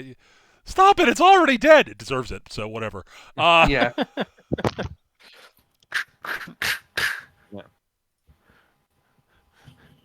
Just sends the rat into the other one. Hmm. And those are lightning strikes as well. Like in gear is not fucking around. The room reeks of singed fur. All right. That's a very dead rat. Glix. All right. So we've got a bunch of dead rats and a sleepy one. 3 sleepy rats. Three dead And- rats. I guess I'll Whack rat 6. Maybe want to Yeah, be in I'll a do different that. square than the one that Kalia's in. Hmm? Are you in the same? But there's a Talia square. You just materialize between my legs. Yeah. Oh, because I've got you directly below me here. Yeah, that's Huh. Yeah. yeah. Nick never moved. Oh, okay. Weird. I'll just go there then. Whatever. There is Nick. Where she should be? Is Kalia where she should be? Yeah, Yes. yeah, Talia's No, where. she is. Yes. That's so weird. That is weird. I blame Eric for that. Wow. I blame Eric for that too. Yep. Well, Yeah, all right. I rolled all my good stuff outside of combat, so I'm just gonna suck. I knew that was going to happen. I just didn't want to say it, but you know. All right, Cameron. Cameron's just going to line up and shoot at the remaining rat. Fair. Bang. No point to really do anything special with it, especially because, yeah, he hits. Yep. It's Does dead. 11 damage. It was at 2 hit points, so yeah. Yeah, like, just like. And then you Cameron dispatch just the watches- sleeping rats. Yeah, like Cameron watches Glix like whiff for the second time in a row. It just like he pulls back on the. He just pulls his gun, spins it. It's like, just hit it. It's not that hard, Glix. Shut up! Someone's being a little bitch. I take it you're glaring at your cleaver. Yes. All right, the other rats are dispatched. Yeah, the combat's over. Yeah. There's some crispy rats. I just sort of imagine that one swing is just like looks like winds back with the cleaver and like whiffs and spins around in a comedic manner before it clangs in the ground next to the rat. Now, I have a point of note here. Like we are still able to be hit by sunlight right now, correct? Mm-hmm. All right. So, anyways, combat's over. Cameron just looks around the rats. It's like, well, it's not the welcoming party I think any of us expected. Nah. No sign of goblins. That's a second level healing word on Kalia. Thank you. Mm. God. I'm sorry. I apologize. I apologize for the computer dice being fucky. Thank God I have. Thank for God I being have rat immunity to bastards? disease. Yeah. All right, but Cameron's like, okay, well, and it looks over at like the little curve on the left there. I'm thinking that's like a doorway or entryway. Little thing. That's the outer circumference of the tower, I think it was. All right. All right. So. All right. Now that you've dealt with the rats, what would you like to do? Well, Go to Disneyland. well, I was gonna say let's like basically try to assess. Is there like an entrance or a door here? Or something? Let me quickly. Yeah. Yes, there is. I will draw a quick. Mhm. Hang on. Don't worry, like just. Yeah, this. Yes. Door. I'm going to, while that's going on, investigate other people who were bit, not as much as me, and make sure that no one's got like disease-ridden wounds or anything like that. Because I'm fine from that. All right. But- If you've got a medicine. Did anyone else get hit? Injure. Yeah. I got Injure got got hit? Okay. I got Yeah. nibbled. Injury got nibbled pretty badly, actually. Okay. I got a scratch. I can't see what I your don't know health what pools are, so Let me see here. See, new value to the box. Injury has the same idea. All right. I'm going to let that roll stand for both of them. Neither of them. Oh, yeah. Neither of them seem. Okay. Nobody seems to be diseased. Okay. Hooray! If I enter this, can I?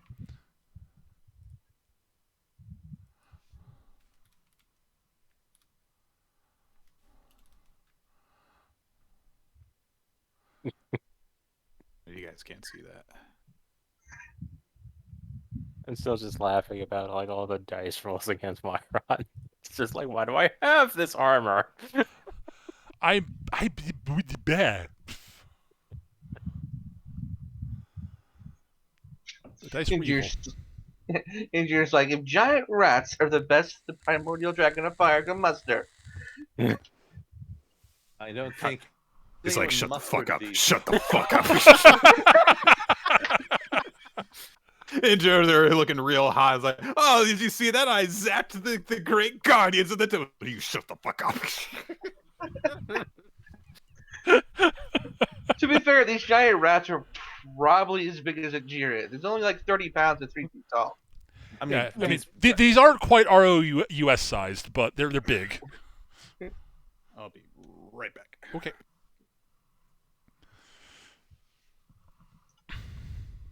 That was beautiful.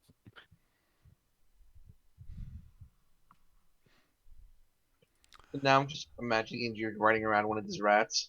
I'm not sure they're not that big.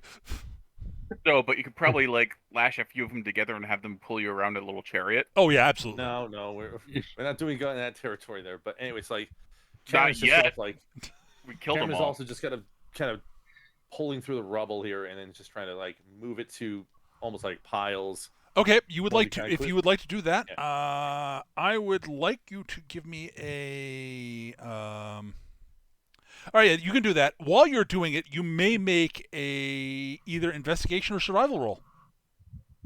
Mm-hmm. All right. Yeah, I want to perception. check the door for Any one of the three. Yeah. Doesn't matter. Cameron rolled a natural one, so he fails the check. Okay. Yeah, while he's I want to check the clearing. door for any obvious traps and whatnot. You're checking the door. All right. Eric, give me a perception check. Perceptron? Perception specifically, yes. Watch him roll 15 or better. Told you. All right, Glix, as you are advancing on the door from in the area where Cameron's been clearing detritus out of the way, you stop just before you step on what is a very fairly well hidden pit trap. Yeah, I'll point out that Cameron is basically clearing out debris to make the Basically, reverse crossroad easier for The Cito 4 to squares take there over. in front of the door are All a right. 10 by 10 by 10 by 10 pit. 10 by 10 by 10 pit. There's a hinged trap that's on a mechanical hinge. Can I jam it so it'll take my weight? Absolutely. Give me a thievery roll of some sort to do that. What would be an appropriate skill there? Would Probably be not just sleight of hand.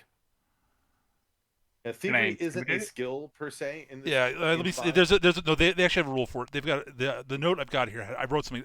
I said thievery. I have something written down here for it. Hang on. Thieves' tools, I think. Is what I've got an idea. I throw the rats in the pit. Now, if you'd like to open the pit to do that, you can do that. I'll just chuck bodies on it until it triggers. Okay, fair enough. After you dump as you get the rats are light enough individually to walk over it, but enough of them will do it. Trigger it. The trap opens up, drops down, and drops them in a pile. And there's a dead goblin down there also. That is being nibbled on by another rat that looks up and squeaks in anger at you. You're just giving it more Yeah, food. fuck you. Cito offers her crossbow to Kalia for the moment. Yes, if you have thieves' tools, you can make a dex check to jam it open if you would like. I don't think I've been able to pick up any thieves' tools. No. Indier has an easier solution. Okay. Well, I mean, like we already done the solution for the trap. Oh. Yeah, is yeah, it the second we one? threw the rats into the trap to fill the hole. I mean, it doesn't fill the hole, but yeah. Now that It you know is it's 10 here, by you can. 10. It's a big trap, but you can work your way around it. It's not a big deal. Yeah. Now that you know it's there, I mean, Yeah. there's a bit of a ledge by the door, so you just walk Okay. around. So in any case, yeah. You But don't like I have said, to wedge it Cameron open. has- Yes, said if you'd Cameron like to give has me the- an investigate check on the door, Eric, you may do so. yeah, it's been Investigation. I'm gonna go with 14. Oh, okay. No. You find back nothing rolling wrong, crap. Eric. You find nothing wrong with the door. I will open the door dramatically. The door opens dramatically, and nothing bad happens. I It's was not kind of trapped. hoping for like a can of paint to swing down, just barely miss my head and hit Kalia in the head face. Why don't I wear a helmet with this armor? I keep getting hit in the parts without armor. I need more. Kali just looks down and sees that there's these very, very obvious tiny holes in her armor that say "bite here" next to them. Mm-hmm. With a big like grinning rat, holding like a fork and a knife, just like. All right, so you're now in the circular area, which is the interior of a tower, basically. Slightly larger than the courtyard, as you can probably guess. Yep. Things that you notice: it is cobbled with. There's a roof in here, so the ground is not covered with detritus. Hooray! Okay. But it is I'm pleased about this. I'm pleased about this. Yes. The floor is it's cobbled with cracked granite. And there are 4 dead goblins in here. All of them look like they were killed. It looks like they were killed in combat. The reason you are fairly certain about that is one of the 4 is pinned to the wall with a spear through its chest. I think that That's just a kitchen accident. I think that one over there was trying to do some renovations and made a mistake while on a ladder. How old are these bodies? Old enough to know to not answer that question. I mean, it's not late. It is not super recent. Okay. But they've been around. Like they don't smell pleasant. I'll put it that way. Right. And it looks like something has been nibbling at them. Like, I don't know, giant rats. Giant rats, right. Mhm.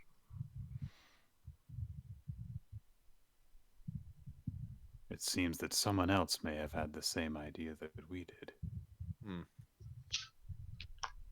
Well, all right. Could be good. They could have triggered some of the traps. Possibly, but it also stands to reason. What were they fighting that got them killed? I'm sure we'll find out sooner or later.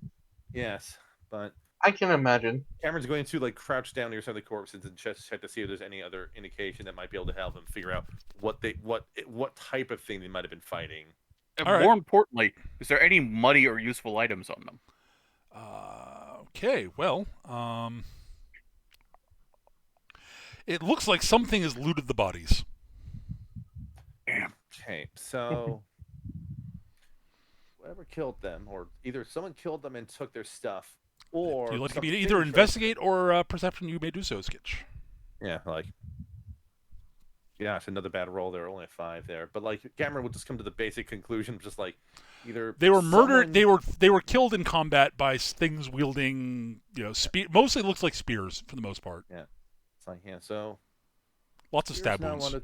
Karen's okay, that spear probably isn't one of theirs. They were probably killed and then looted by whoever took them out. So I have a feeling that we have people who are squatting here in some capacity, but probably not the original residents. I don't know. I think the mountain falling on him would have taken care of them. Jir goes up to one of the spears and compares its size to his own. It does look like a size for someone roughly your size, yeah, or a goblin. They are small spears. They are small spears. Does it look similar at all? Or does it seem to his, or is it more like a roughly made spear? It's not dissimilar from yours. It looks like it's made by someone who knows how to make a spear. Yeah. But also doesn't seem to mind having it left it behind. Yeah, it's not like a super awesome spear. It's just It's a stick with a pointy bit. It's a stick with a reasonably well made spearhead, but not like a super awesome one. And Jir just turns to the other and says, "Let's not rule out the original inhabitants just yet." I'm not ruling anything out. I'm just making a guess. If I'm wrong, then I'll adjust my notes later on. Are there stairs or a door somewhere? There are 2 doors, in fact. One to the northwest and one to the southwest. Okay. If anyone else wants to investigate the room, they may do so. With everyone should give me a perception check, actually. But all right. Yeah, I just did a perception check. Cito finds inspiration for lyrics. All right. Uh, Well, all we need to do is make 10 more rolls. Oh wait, never mind. Eric rolled. I'm only allowed to suck in combat. It tracks. You are a warlock, so. the 17s do not find. No, you don't find anything particularly interesting, actually. All right, so let's check the northwest one because going north. All right, northwest. All right. Because north is going up. That's how that works, right? Yeah. No. South is north, right? That's how it works on a flat Earth, right? All right.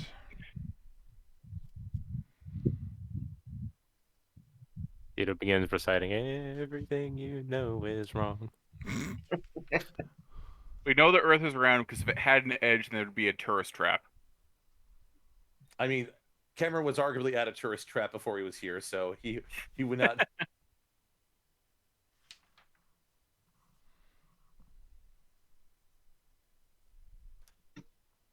One second, I'll be right back.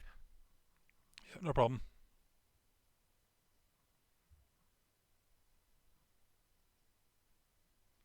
Give me a second. I'm just double checking this here.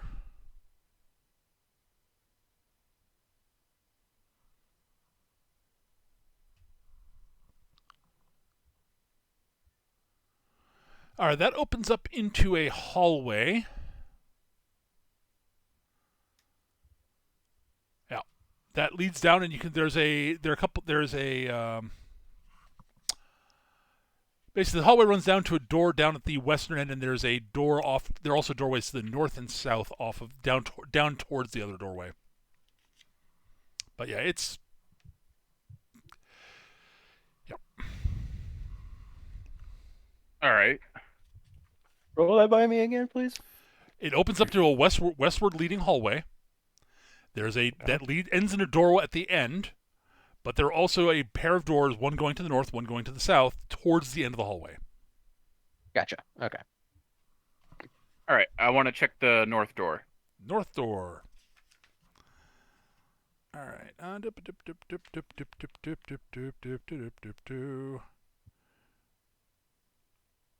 right. Door opens up into. There's nothing interesting about the door. It's just a. Right. It's a slightly rotting wooden door. That opens into what looks like an empty storeroom. Boring. All right. You said there was also a door to the south? There is. I'll check that door. It is locked. Oh, unfortunately, I've been able to pick up any thieves' tools, so I can't open it. Well, there is one trick I could do, but I don't want to rely on it too often.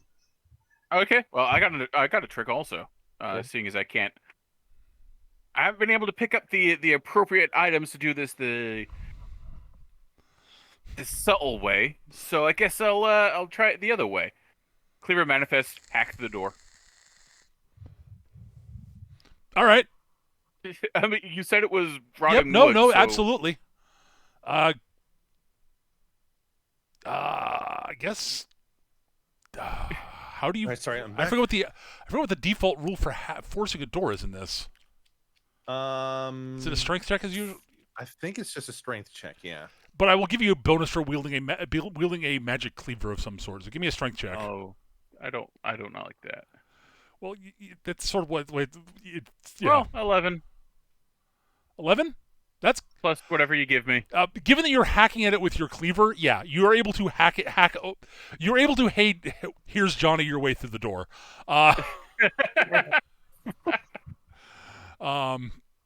Basically, you're able to create enough so you can reach around the other side and open it from the inside. All right. There. I picked the lock. All right. This is a small room that has a.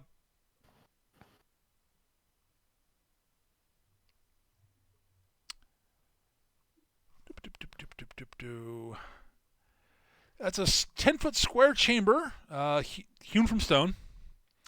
It contains an upright keg fashioned from rusted iron. Rusted pipes lead from the keg into the floor. I checked the top of the keg. Can I open it in any way? Not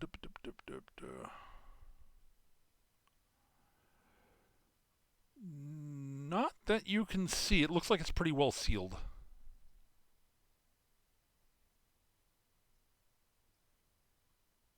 Injir taps the keg to see if there's anything in it.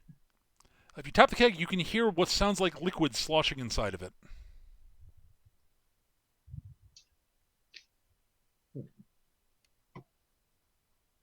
Oh, Eric, no, I'm sorry. I misread something.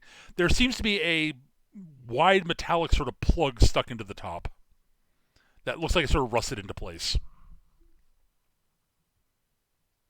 Well, I'm not opening that.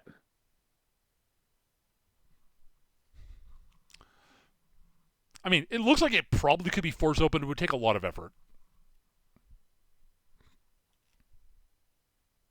Hey, Kalia, come over here.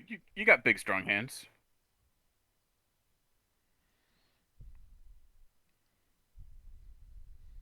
Interested in what they've been brewing. Are Yeah. you? Yeah, well, I want to see what's in here. I'm more interested in why it's being piped into the floors. All right, fine. All right, if you want to give me a strength check, you may do so. 19. All right. You crack the, you pop the thing open, and you hear a whooshing noise. And everything explodes. And well, no, but something comes rushing out. I'm going to draw a little map here. Oh boy. Because yeah, there's a. So okay, I'm going to have to. Yeah, all right. Let's draw a.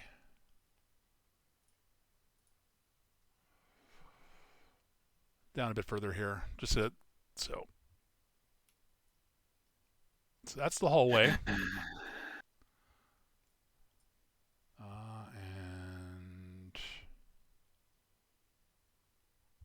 how big is this room? I just need to double check my size, make sure I've got the size of the room correct. I would assume that we just let out a slime of some sort. No. Ooh. Not a slime. It's a dragon slime. Got it. Yeah, so. Oh, geez, it's a mercury dragon. It's more of a semi-sentient ooze. There's that door. Or rats. It's not rats. Liquid rats. So it's the worst energy drink to hit the market. Ah, it's so gross. Just like formaldehyde mutants. Taste the infection. What? That's your tagline? It's pretty catchy, isn't it? It's like Ebola Cola. It's highly infectious. The flavor of vermin. It's erratical. All right. So there you go. You guys can move yourselves down where you are positioned at the moment. I need to look something up here because I did not actually expect you guys. I was expecting you guys to go a slightly different route. So I'm gonna have to. This room up here is like this area here is just the storeroom. Yeah, that's just the storeroom. Okay. Yeah. Messing everything up for Peter, because that's what we do. All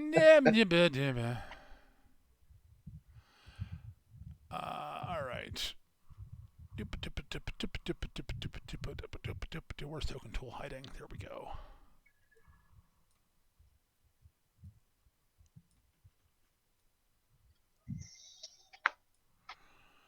All right.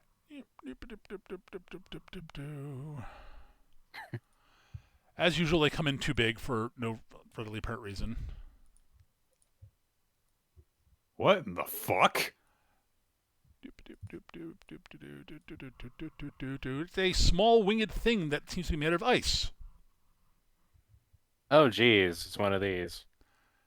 This Method, doesn't I seem think they're right. called. You are correct, Word. That is what they are called. You.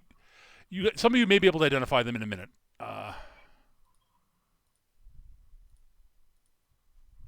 I recall these as being like one of the few things that actually has a vulnerability in 3rd edition.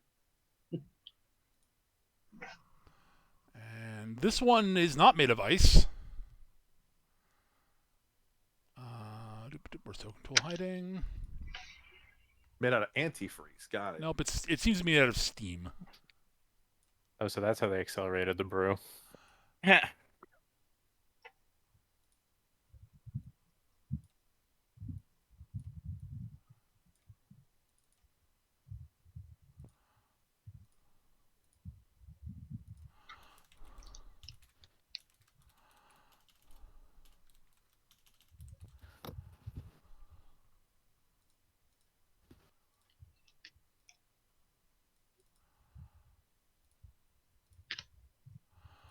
All right. Well, I guess we will. Yep. And I will. I guess we'll add these suckers to the. The initiative board. Yep.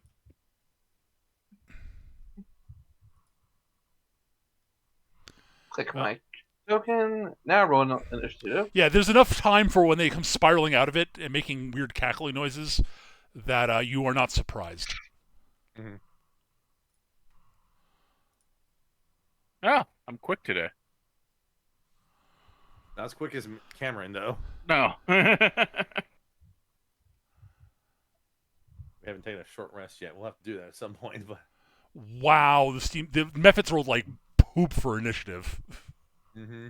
Yeah, they did. They cackled too much. Yeah, they did.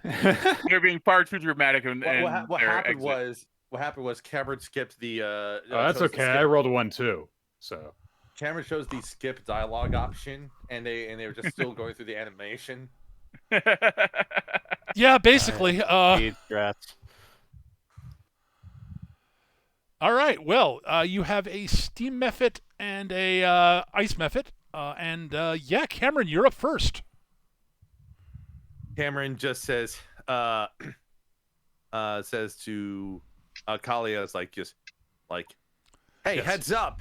Pulls. Yes, you see something. Basically, you see a small winged creature seemingly made out of ice and one seemingly made out of steam. Calls for Kalia to duck as he just lines up and fires off a shot, and will grant defensive command on Kalia in case this hits. So it's a 15. A 15 will in fact hit the steam method. Oh, I was hitting the ice. I was aiming for ice method. Oh, the ice method. Well, that will also hit the ice method. Okay. So that's 5 damage, and Kalia has +3 to their armor class until the end of my next turn. Offhand, I would expect the ice one to be easier to hit, really. I was hitting because I was expecting, that a bullet could hit ice easier than steam. So that was Cameron's thought there. That is fair. So Kalia has a little bit more defense, All right. hopefully coming through. You winged it, as it were. It screeches. Yeah. Kalia now has 22 AC for now. Glix. All right, let's see if we can actually hit something. Cleaver time. 8. I guess it's an 4. Aha! yeah, I'm swinging the ice right in front of me. All right, the ice method takes 8 damage. 9 damage. I'm doing two-handed. Two-handed. All right. That hurts a lot. Ow! Whack! It says ow before it gets hit. Yes. Yeah, Ow! well, it got hit by Cameron first, and then it got hit by the whack. Ah. All right. Ignir. All right. Ignir just goes. Actually, I'm trying to figure out how I can. Okay, no.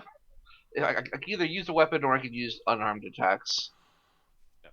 I can't change the damage of the weapon if I use the weapon. So in this case, it's probably better to do unarmed attacks. Okay. Ignir is going to go for the steam method, which is right in front of him, using unarmed attacks as lightning damage. All right. So action. He's going to do. He will be doing flurry of blows for this as well. All right. Fair enough. Hit. Well, yeah. Go ahead and make the attack rather. Yeah. Here we go. So attack. Attack. The 12 will in fact hit. Attack. That is 3 hits. 3 attacks, I mean. So your initial open unarmed strike does hit. The flurry, the first one misses, the second one will hit. Alright, so 10 lightning. 10 lightning damage. Zarpch. And I will mark down another key. All right. Ow. Ah. Cito.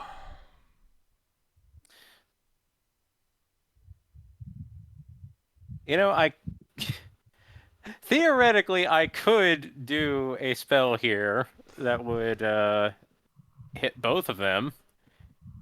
I'm not doing that because I don't care to deafen everyone else. Fair enough. Because that is a small chamber and everyone's packed in real tight. That is true.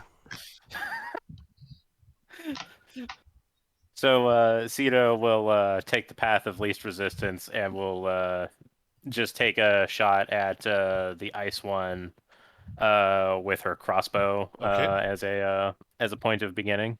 Sure.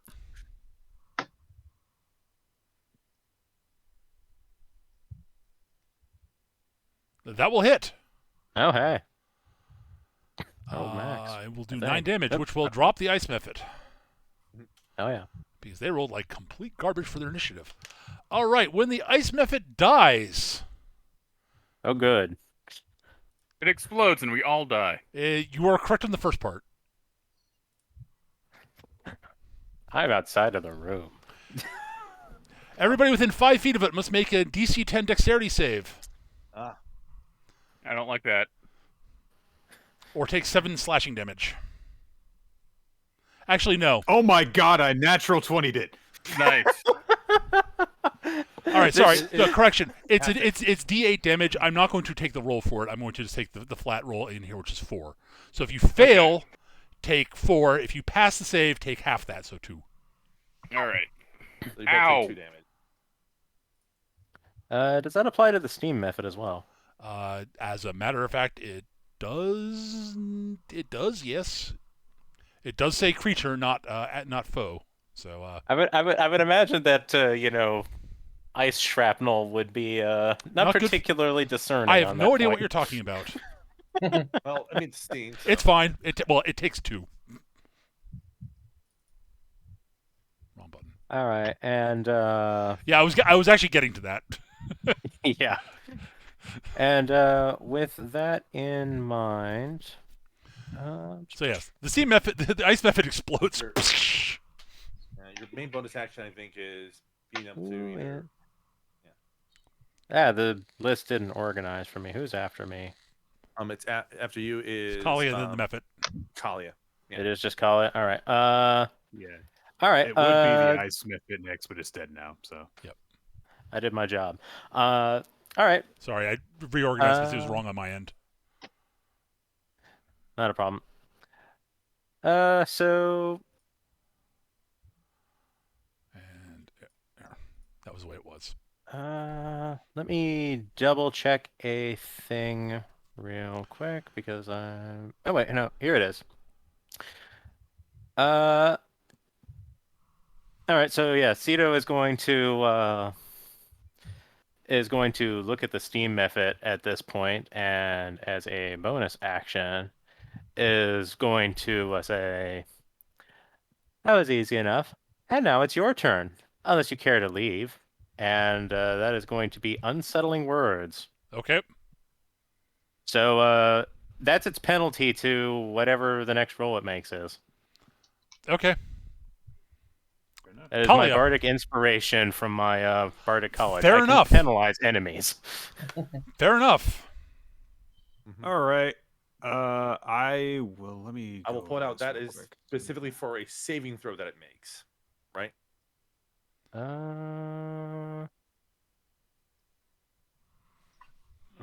Oh, it is. Fuck. Oh well. Magical effects. I thought it was just bardic inspiration in reverse. Oh well. That's cutting words, which comes from the College of Lore.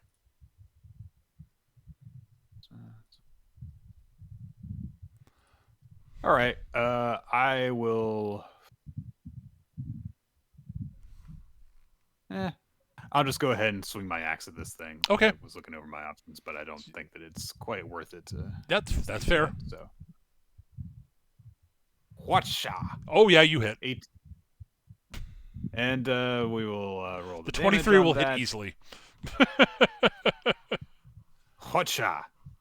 9 will drop it to 0 exactly. And it also explodes. You are correct, Eric. Why? Ah! Well, you're not within 5 feet of it this time. So. Nope, just Inger and Kalia are.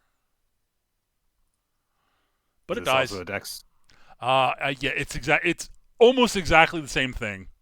It's just it is instead of slashing damage, it is fire damage. Well, yay. So we have Dex save, DC 10. dex save. Okay, this time. So Kalia, you take 4 fire damage. Ash, you take 4 fire damage. Ignir, both of you take 4 fire damage as it explodes in a burst of superheated steam. And now they are dead. Yeah, Ignir is down to 9. At least I avoided one of those. Splat.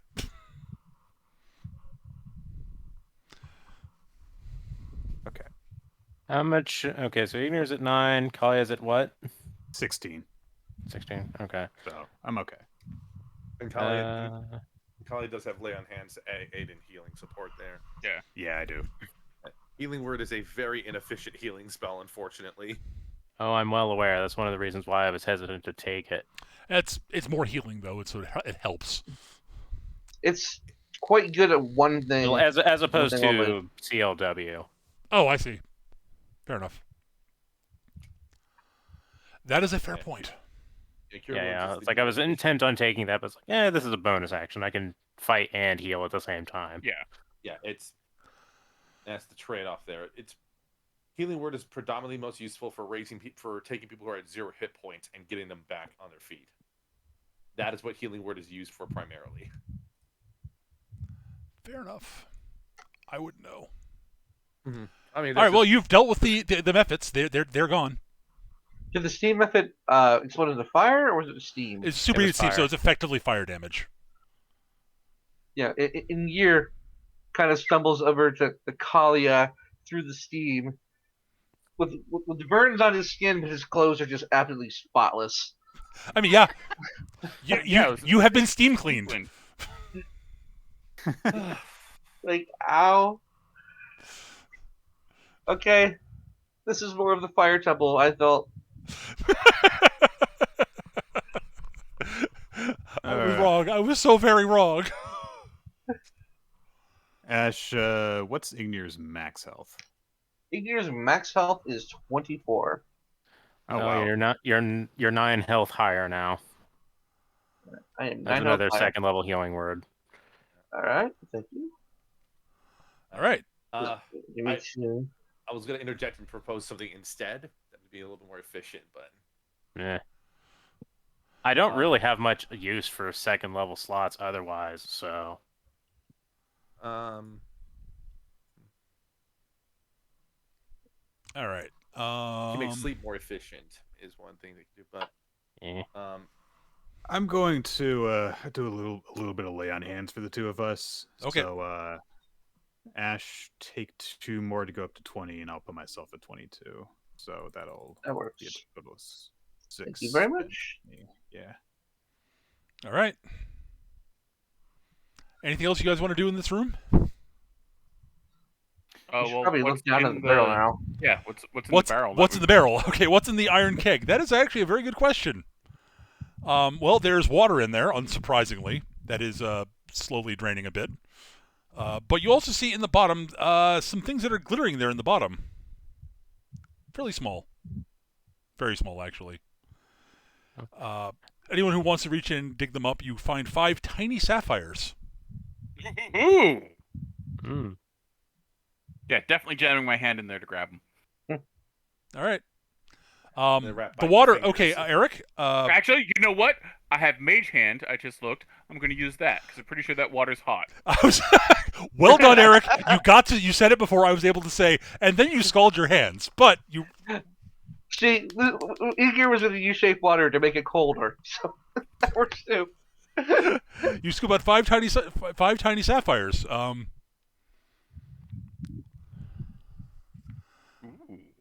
Yep. These could be used for something. Yep. Is it bad that like my line of thought during that whole thing was like, oh, you see shiny things at the bottom of the thing that's got hazards, and I'm like, how much does Freelit get?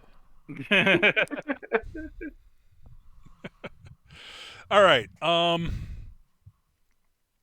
Actually, now that I think about it, Inshir is going to use shape water on the water in the bottom of the keg and just freeze it solid. That's probably going to burst a pipe somewhere, but that's kind of the point. All right. Burst the pipe. It's like I figured I'd draw the doorway there just because, just so you know, just to remind you guys that there's a doorway over there. All right, so you're gonna. I assume that there's nothing else much of interest in the room. You have now basically shut off one of the water supply systems in the temple, apparently. okay. Actually, I'm not entirely sure. Yeah, I think actually it is part of the plumbing system in the temple. That's all I'm going to say. So this is how the primordial dragons do war. Just plumbing warfare. Yeah, pretty much. Well, I mean, it's great. We're how do you pipes burst first? Oh dear. All right. Dragons, plumbing. Shit, we're in King Koopa's castle. God. All right. I take it you open the door. Which one? The one that Cito's next to, or well, the one at the end of the hallway. This one.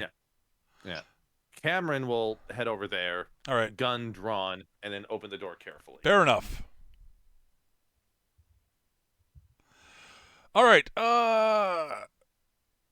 So yes, you open up into a large room.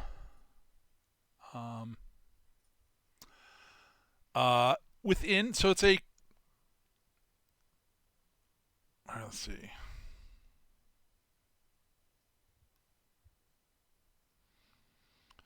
So it's an irregularly shaped crumbling chamber. It's sort of vaguely, it's like a big sort of, it's sort of a. Hang on, I'll sketch it for you guys just as a quick sort of rough sketch. No, that's not what I wanted to do. I wanted to move the tab. There we go. Nope, wrong. There we go. So yeah, it's sort of like it's sort of shaped like. Damn it! I keep forgetting to use these. There we go. Shaped like that, but bigger, basically. And I wish I'd. Yeah. All right. Square columns. No, there was a. Arg! I can't erase. Friggin'. Oh, hang on. There we go. Yeah, I'm just gonna clear all the drawings off the map because they're not needed right anymore. Sure. Yeah. Okay. Good. That got rid of all the non-map layer stuff. That's actually good. All right. So yeah, basically it's shaped like let me freehand this just so it's sort of like It just occurs to me that you guys just watched Glix use magic for the first time. Yeah. So yeah, it's sort of as I said. Well, you could say like you kind of poked your head over the side of the pit, and then the sapphires appeared in your hand. So maybe we didn't notice. Could be. You were just muttering incoherently down there. So I was gonna say, wait. I was thinking here for a moment. It's like, wait a minute. Probably would I think it would have been obvious you were casting a spell at that point because there was a verbal component for Mage Hand. So yeah. Long story short, though, yes. Well, that's what I meant by the muttering incoherently thing. Well, again, so yeah, that is roughly the type of room you're seeing there. The thing I drew in blue there. Spells. A Tetris brick that is trying too hard. Kind of, yeah. It's a large, irregularly shaped room.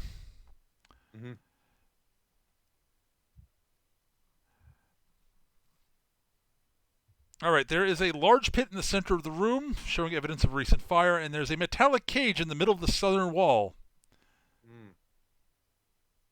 Cage. Okay. What is it? Can I see what's in the cage from here? Well, nothing in the cage right now because there's a big hole in it, and it stands empty. As in, okay, so someone someone ripped a hole in the cage and then someone came out of it. Something possibly, yeah. Okay. There's a small wooden bench draped with a green cloth next to it, the cage, and several small objects are on it. There's a bedroll upon which is got something wrapped up in it, and you can hear whimpering from inside it. Cameron sort of keeps his gun drawn carefully, and then just starts advancing in the room towards the cage. Okay. Yeah, I wouldn't trust him either. I mean, it's not so much that he doesn't trust it; he just doesn't trust the building. So. And she'll be over here looking through the door. She would So kind of walk through. Cameron is over at the. Cameron eventually is here in the south part of the room, looking to on the inside of the cage there and seeing what you can find when he looks in. If you're looking in the cage, all right. Mm-hmm. Well, the cage is now basically useless. Right. But the thing that's under the bedroll and whimpering is basically kind of he's trying to. Well, that's not in the cage. That's over by the table. Oh, right, the table. Okay, I thought the table was in the cage. Nope. Got it. Okay, so Cameron is approaching the table. All right. With the thing that's under the bedroll. All right. You can hear sort of whimpering from in there. It's definitely something about 3.5. It's not a very big thing. Maybe roughly Ignir sized. All right. Well, Cameron keeps the weapon drawn, and then kind of towards his back, and then reaches with his other hand to try to pull back the bedroll carefully. All right, you pull back the bedroll carefully. You hear a sort of noise as a about average sized kobold skitters away from you into the corner. It's okay. It's okay. What you want? You. Well, why you break into Clan's temple? Why? Who are you? What you doing here? I'm trying to remember what we were doing. I'm trying to remember what we were doing here specifically out of character. We were doing two things. One, we were tracking the guy who went missing, and two, we were tracking the trees that went missing. Because both seemed to come here. It's Cameron would say, "Hey, it's okay. It's okay." He takes the gun, holsters it while keeping one hand up, and his other hand is up, kind of in a show of listen. My name's Cameron.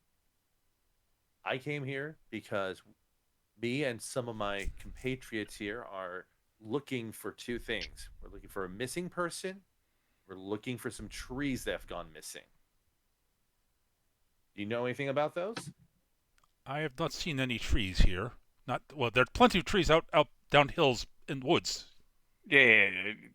Wrong type of trees. Wrong type of trees. Okay. Wrong. Yeah. Yeah. Looking for other trees, and then Cameron looks over to the doorway and just sort of makes a gesture, but not an aggressive gesture, just a motion. Come on in. Yeah, just come on in. And he has his hand still kind of up in a show of listen, I'm nothing. I'm not wielding anything. So, okay. You're not tied with ones who stole ancestor from us, right? And no. What? Not in the slightest. Okay. His scales are sort of very pale as an aside. Oh, okay. That would be ridiculous. You would. Why would you come in? Why would you come in where into a place where Clan's Dragon was staying and steal it? Right, the primordial. But come back in it. Well, primordial. No, small, young dragon, new ancestor. Oh, so like a descendant. Well, descendant of kind of. Yeah, like one. No, but so has that gone? Has me they gone missing? Me folks not fully understand. I take care of dragon. Somebody knock Mifos out and take it away. Take dragon. Yeah. Got No. So who took the? Did you see who took your dragon then? Well, I was bringing meal to dragon, and then something hit Mifos in back of head. Mifos wake up on the floor, and boss is going to be very unhappy with Mifos if. So on the way in here, we saw a couple of goblin bodies and some spears and such. I take it that might have been... Well, I don't think it's goblins. There's a group of goblins who live further down. I don't know exactly. They occasionally travel through. They are not friendly to Mifos clan. But yes. Maybe you should talk to boss. He might. Yeah, boss might be able to be more helpful. Mifos' job just to take care of dragon and feed and such, and not get eaten. Mifos very good at not being eaten. Not so good at being not hit in back of head with club. Ow. Right, why don't you bring us to your boss? We can talk to that guy. Sure, Okay. he's got a better idea what's going on. The boss is going to be very angry with Mifos. That's a possibility, but like at this point, there's not much we can do to prevent that. The best we can do is just try to find a way to find all the things that have gone missing. We got a missing person, we got a missing dragon, we got a missing tree. So, but yes, Calcrix is missing, and Mifos should probably tell boss. Yeah, you can see bump on back of Mifos' head, right? Sure. camera cants his head a little bit to get a better look, but I'm going to assume that there's a... Someone can give a medicine check if they would like. Was it Talcrix? Calcrix. Calcrix. Yes. Like, All right. By the way, Ash, he's not great at medicine, but he rolls a 16 on his curse rate. Oh yeah, it's very clear that this poor kobold got clubbed in the back of the head pretty good. Yeah. His eyes look very faintly unfocused. Someone should check you for a concussion after that, in all honesty, but we can worry about that at a later time. Yeah, yes. But I yeah, would recommend not sleeping in any case. Okay. But anyways, yes. As an aside, Ash, you actually do happen to notice that what you can see look like some white glittery things in the cage. By the way, probably White dragon glittery scales. In Gear, who's been kind of like trying not to be noticeable. Well, he sees you he sees a kobold, but he's not paying you much mind at the moment. Yeah, he will go over and take a look at the glittering objects in the cage. Yeah, they are white scales that belong to a fairly young dragon. And it's a big cage, but and it very clearly is it is not meant to. It's not really intended as a imprisoning thing, but It's more like of a crate for your dog. dog. Yeah, Yeah. kind of like that. And young white dragons are not the brightest of dragons. This is a very, very young dragon for Oh yeah. small. Oh yes. He picks up some. Not of the much more scales. than a hatchling, if given the size of the cage.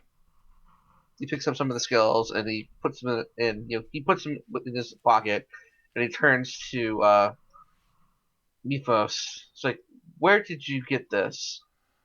You have to ask boss. Is no ancestor? Dragon. We follow dragon. Is dragon we follow? Right. You follow a white dragon. Yes. I mean, why not? It's dragon we follow. Yes. You assume the cobalt scales are white, by the way. His are basically yeah. They're Yeah. He's not really white, but it's he's not a direct Kind of curly.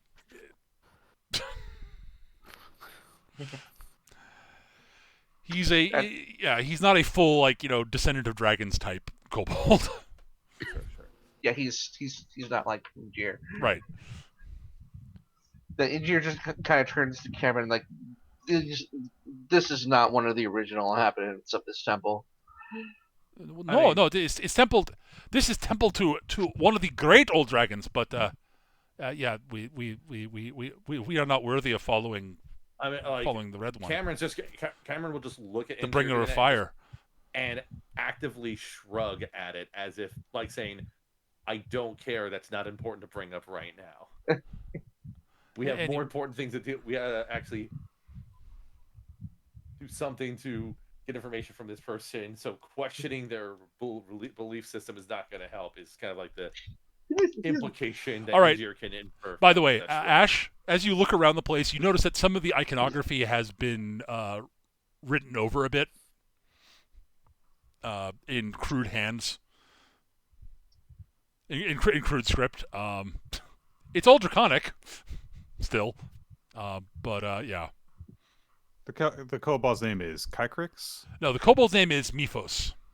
It's Miphos. Okay, sorry. Calcrix is the dragon's name. Calcrix is the dragon. Okay. All right. Yeah, I'm adding that to the notes. Kalia is going to look around and then look at Miphos and say, "How long has your order been in this temple?" Maybe a year. I not remember. I'm fairly. I'm somewhat new member of clan. Cameron will interject and say, "We might get better information talking to who's in charge of their group in any case." Yeah, and you just kind of nods like, yes, that seems like something that's actually viable now. If it was what I originally thought it was, me being here would not be a good thing. But yes, I will take the Ustral, boss. Yes. Yeah, take us to the boss. Okay. Ustral will do. Ustral knows things, yes. Let me find. All right. As they kind of leave the room, you're kind of through the walls. He doesn't really know how to take in this. Yeah, someone has written "Here be dragons" on one of the walls as an aside. It's like it's not his god, but at the same time, he feels like this is. There's something faintly blasphemous about it, honestly, to you. Yeah, he's like this isn't right. I don't know why. Like is this? Like is it like? Cameron's just trying to. All right. But yeah, so Miphos will lead you down the hall, lead you through the doorway at the far edge of the room, down a hallway. He keeps up sort of small talk as he goes, but every now and then he will say a quick word in Draconic, which is, he explains it. Yeah, it's just password to make sure other kobolds know Miphos that's one of the clan is here, and you no need to attack. Everything is fine. Fair enough. So yeah, since you decided to bring Miphos with you, you do not have to fight your way to the throne room. Right. Good. Which, if we had to fight some kobolds, that's fine. But if they have rats, then all right. So yes, you are led into the boss's throne room, as it were. A short throne stands in the west wall, constructed of fallen bits of masonry. So it's sort of a makeshift throne, which has a sculpture of a dragon. Which one of the bits of masonry had a sculpture of a dragon above it.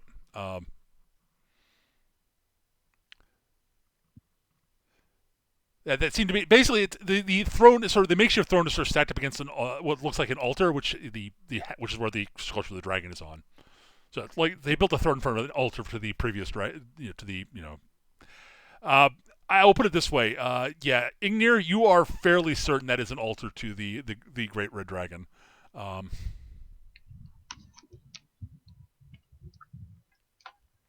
Just kind of.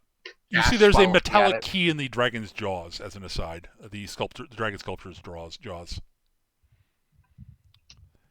Sitting on the throne is a kobold, sort of a faintly pale-skinned kobold, but not not white scales or anything like that, wearing all white robes. Flanking his throne are a pair of kobolds wearing actual armor with hefty swords and shields. He's got actual. Got friends. Armored guys. Yeah. He's got actual bodyguards, and there are a few other kobolds sort of sitting around the room, sort of looking around. And the one in white looks up and says, "Miphos, what are you doing here?" Boss, people. So, Miphos have some bad news, and and we have some visitors who might be able to help with bad news. Yes. But should probably tell you about it. Yeah. So when Miphos was feeding Caltrix, and something hit Miphos in back of head. Miphos then wake up, while later to find cage broken and empty. No idea where Caltrix go. The boss sort of crosses its arms. His arms scratches the scales by its nose. Miphos. Has someone stolen our dragon? I think so, boss. Cameron will try to interject on Miphos' sake and be like, "Listen, it's like, I believe this might be an indication that there are other security measures you might need to show up to ensure that Caltrix is not compromised in the future. But the operative problem right now is that someone has stolen our looking dragon for something that's missing, and we are looking for some people and some things that are missing as well." It's probably bloody goblins. We had fights with goblins earlier. I think the goblin problem has been taken care of. Found him dead at the entrance. We killed some of them, yes. There are many more downstairs. Oh, okay. We've had some problems in the past. This is just an aside. Yep.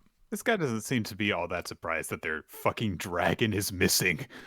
No, he's actually he's trying. You can tell he's desperately trying not to lose his temper, because it's very clear that it's obvious to him. It's like, yeah, he's very upset. That it's very, very clear that he's very upset, but he's trying to keep his temper at the moment. Right. He has appearances to keep up. Yes. It's like, so yes, but yes, dragon are the goblins have stolen our dragon, but we have new friends to help us get it back. Yes. Well, it depends. We need something to be done as well. So I think that as a show of friendship, yes. A trade of services, a trade of information, trade of many things for sure. Like money. What? Gotta get paid. No. In any case, we came here looking for an individual human. It was a human, wasn't it, Mecca? It was a goblin, actually. The wounded one was. Oh, the wounded was a human. Goblin? You're right. The wounded was a human. You were correct. Yeah. A human gentleman, as well as a pair of trees that seem to have had some connection with these goblins. Several of the kobolds hiss at the mention of trees. Did they walk? Says you. The boss, Udris, not Udris. What was it?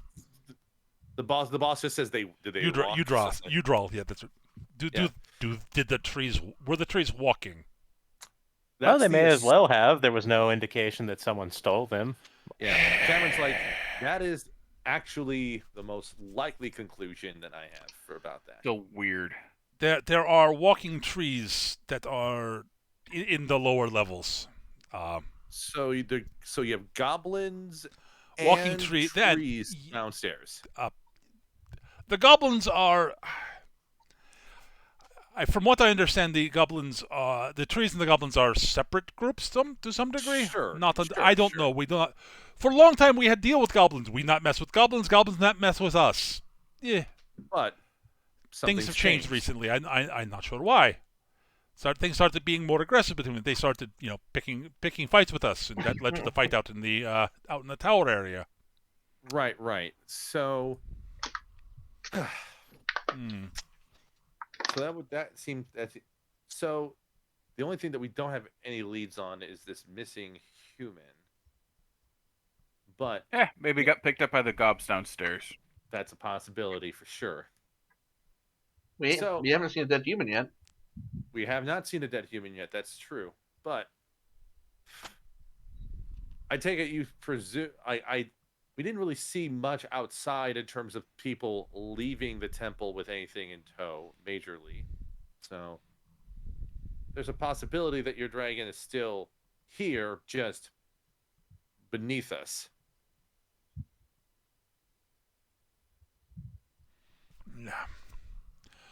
Yes, there is there is apparently some sort of grove down below. I've only seen glimpses of with big tree, which is where the little trees come from. The big tree not walk. There's someone tending tree that apparently has to deal with goblins. They provide security. He sells them fruit, apparently. Right. That's where they're getting their money from then. So. Okay. That does seem to be about consistent with all the pieces we've been picking together so far. But yes, I if you are willing to help us, we get calculates back.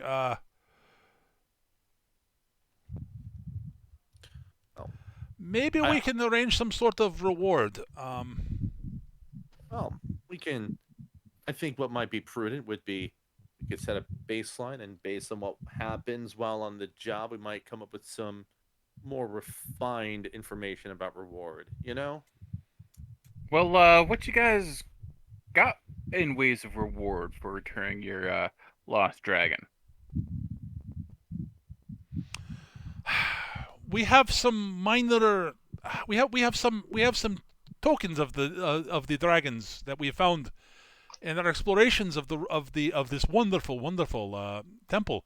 That you could pick maybe some from that are up on altar. You could maybe pick one, maybe two, or you could. I suppose if you can find a way to get the key out of the dragon's mouth, you could have that key. Is magical, apparently. I was wondering about that. It seems rather odd to me that the object of someone's worship, maybe not necessarily your own, would be used as a glorified key holder. It was there when we came. Well, I see. We tried taking out the mouth, not figure out how to get out the mouth. But is clearly not actually part of the statue. It's key. Right. Right. So we could definitely look into that as well. But I think the main thing that we would want to ensure is at least a place to rest up for a moment, come up with a plan, and safe passage to below. You need somewhere to rest before going help. If you are willing to help, we can provide a safe place to rest. Absolutely. I think we can. I think we can deal with it for now. Yes. Yeah. Mythos, show them to one of the clear rooms. One of the rooms we cleared out. That be a nice, safe place to rest. I think we have some. We can provide a couple of spare bedrolls if you'd like. All right. I think we can deal with that. Okay. Yeah. If we have working deal, we can. Yes. We will show you where the route down to where the goblins are, and if you like, Mythos can help guide you through that part of the lower parts of the temple, as Mythos punishment, as for a way for us to help you, to help us, and as punishment for Mythos for letting dragon get stolen. Well, while we're taking our rest, we can figure out what is the best course if you wish Mythos to help guide, that Mythos will be glad to help you guide. Yes, Mythos? Yes, boss. Mythos will gladly help. Right. Good. Agreed. But yes, Mythos, show them to room, and yeah. Before they head out, Injir, does respectfully bow to the kobold leader, and takes a look at the statue. All right.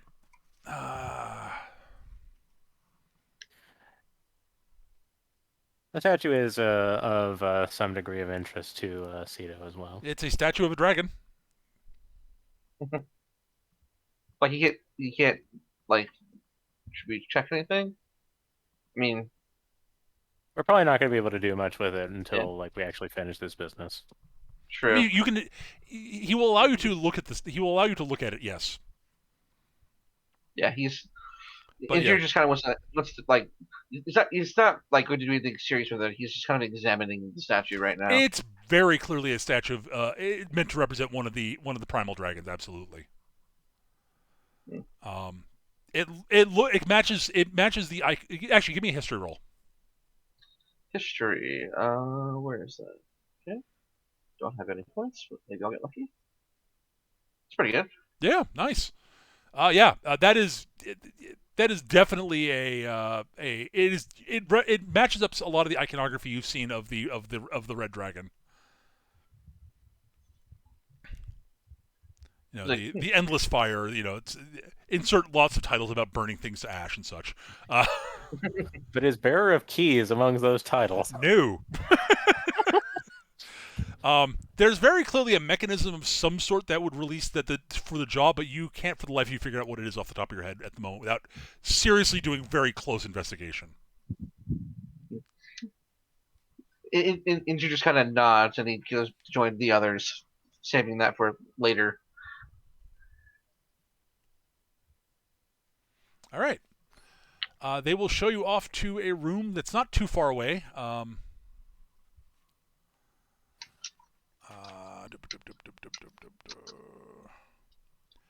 Yeah, they take you past the guard room to another one of the rooms, and which has been to one of the rooms that's been cleared out, and they can bring in a couple of bedrolls and such, and maybe a not particularly and some there are a couple of they leave behind there are a few bits of furniture that were left in the room that are mostly intact that look like they could if you're careful you could sit on or what have you.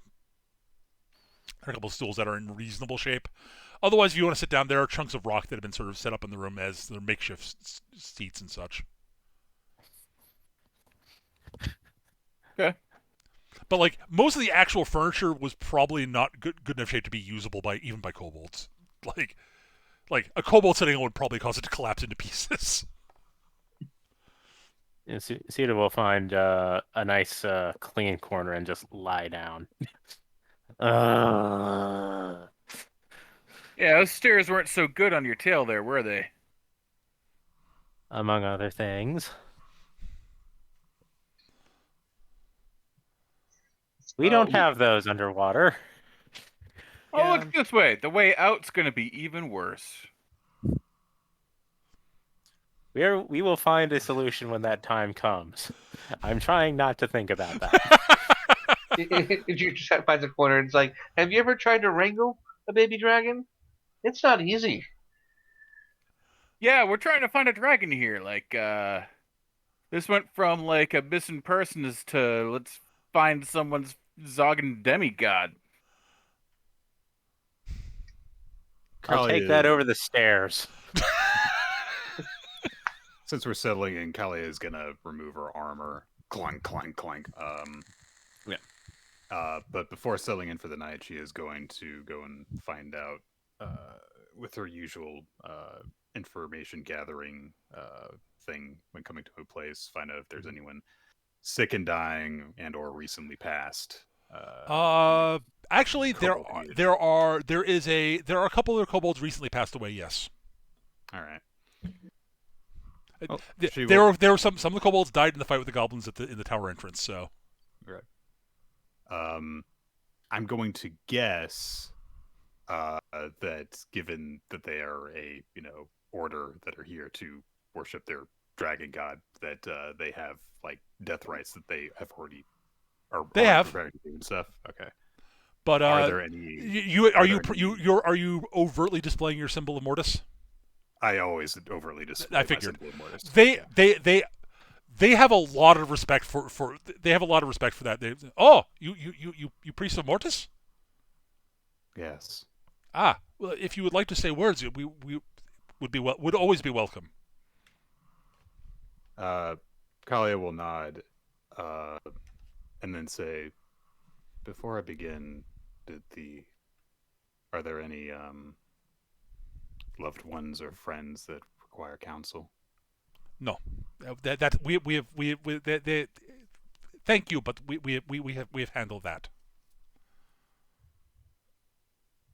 My condolences for your. I'm sorry, I've never gotten used to that part of it. And she'll do a little prayer ritual over them, and just be very polite and professional about it, and then she'll go to bed. Okay. I like that Kalia is showing more respect to the kobolds than they probably do for their own dead in most circumstances. Kobolds live short, bloody lives. Goblins too. Short people live short, bloody lives. Not all short people. Okay, Yeah. gnomes don't. Gnomes, yeah. Dwarves. Halfling, No, hobbits. dwarves live long, crushing, grinding lives.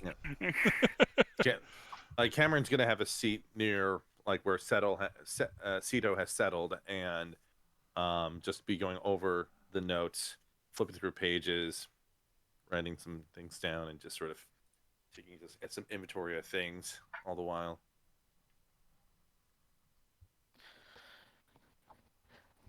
Cito is mostly scribing more song lyrics, testing a few of them to her harp, and just kind of going over that. All of it while lying flat on her back because everything else hurts. Like, I didn't take any lethal damage, but boy howdy, I imagine like the subdual damage is like at 80%. Yeah, I guess like imagine an entire day going up and down stairs and rocky terrain on exclusively your butt. Not really like that. More like just like your entire like torso and abdominal area, Right. basically. I meant, like a part of your body that is not supposed to be locomotivizing you. So Yes. All right. Okay. So, yeah, you guys can settle down for that. Have a long rest. Hooray! Hooray, long rest button. And I think this is actually a good break point. So what was the last point there? I'm sorry. Long rest. I think it's a good point to break the session unless there's anything you want to handle before we wrap up. No, that's fine. Okay. So, sorry, yeah. go with Eric. There's probably some point late at night people might wake up to find Glick sitting there talking with his cleaver, which is smaller and one-handed now. Just quietly, seemingly having a one-sided argument with it. I imagine that sleeping is a bit of a weird thing under the sea. I imagine Cito would probably notice that. I mean, Cameron doesn't sleep quite regularly anyway, so it's just like you'll probably end up noticing that. I mean, he has a bunch of pages on there. I was hoping that Cito would take a look at his book while he was working in it, but All right. Well, in that case, is there anything you guys want to? Sorry, go ahead. I'll say like Idris in one of those poses where you can't quite tell if he's asleep or if he's just meditating. And then you just hear sitting in the snore. lotus pose with the eyes closed and clearly not snoring, not at all. Nope. this is all like are you like it's like are you asleep? No. Are you snoring? Yes. You snore while you're awake? Don't you?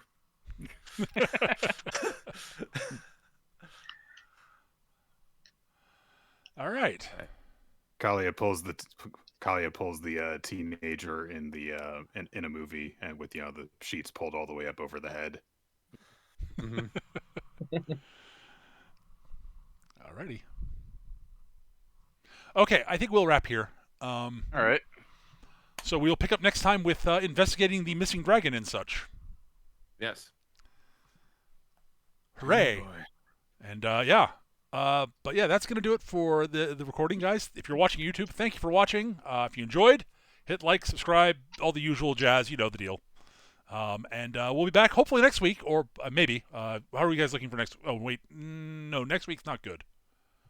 Okay. I don't think. Next week is the 4th of July weekend, which... Correct. Yes. That is correct, yeah. And I might be free, I might not be free, so... Mm-hmm. Yeah, we'll find... Yeah. I think we No, might I'll be be off next available. we'll see. I'm guessing we'll probably be off next week and back on the following one. On the 10th. Yeah, I think we'll be back on the Got 10th is my guess. Yeah. So yeah, but thank you for everybody for watching. I hope you enjoyed, and we'll see you guys next time. Take care, everybody. Bye-bye. Bye.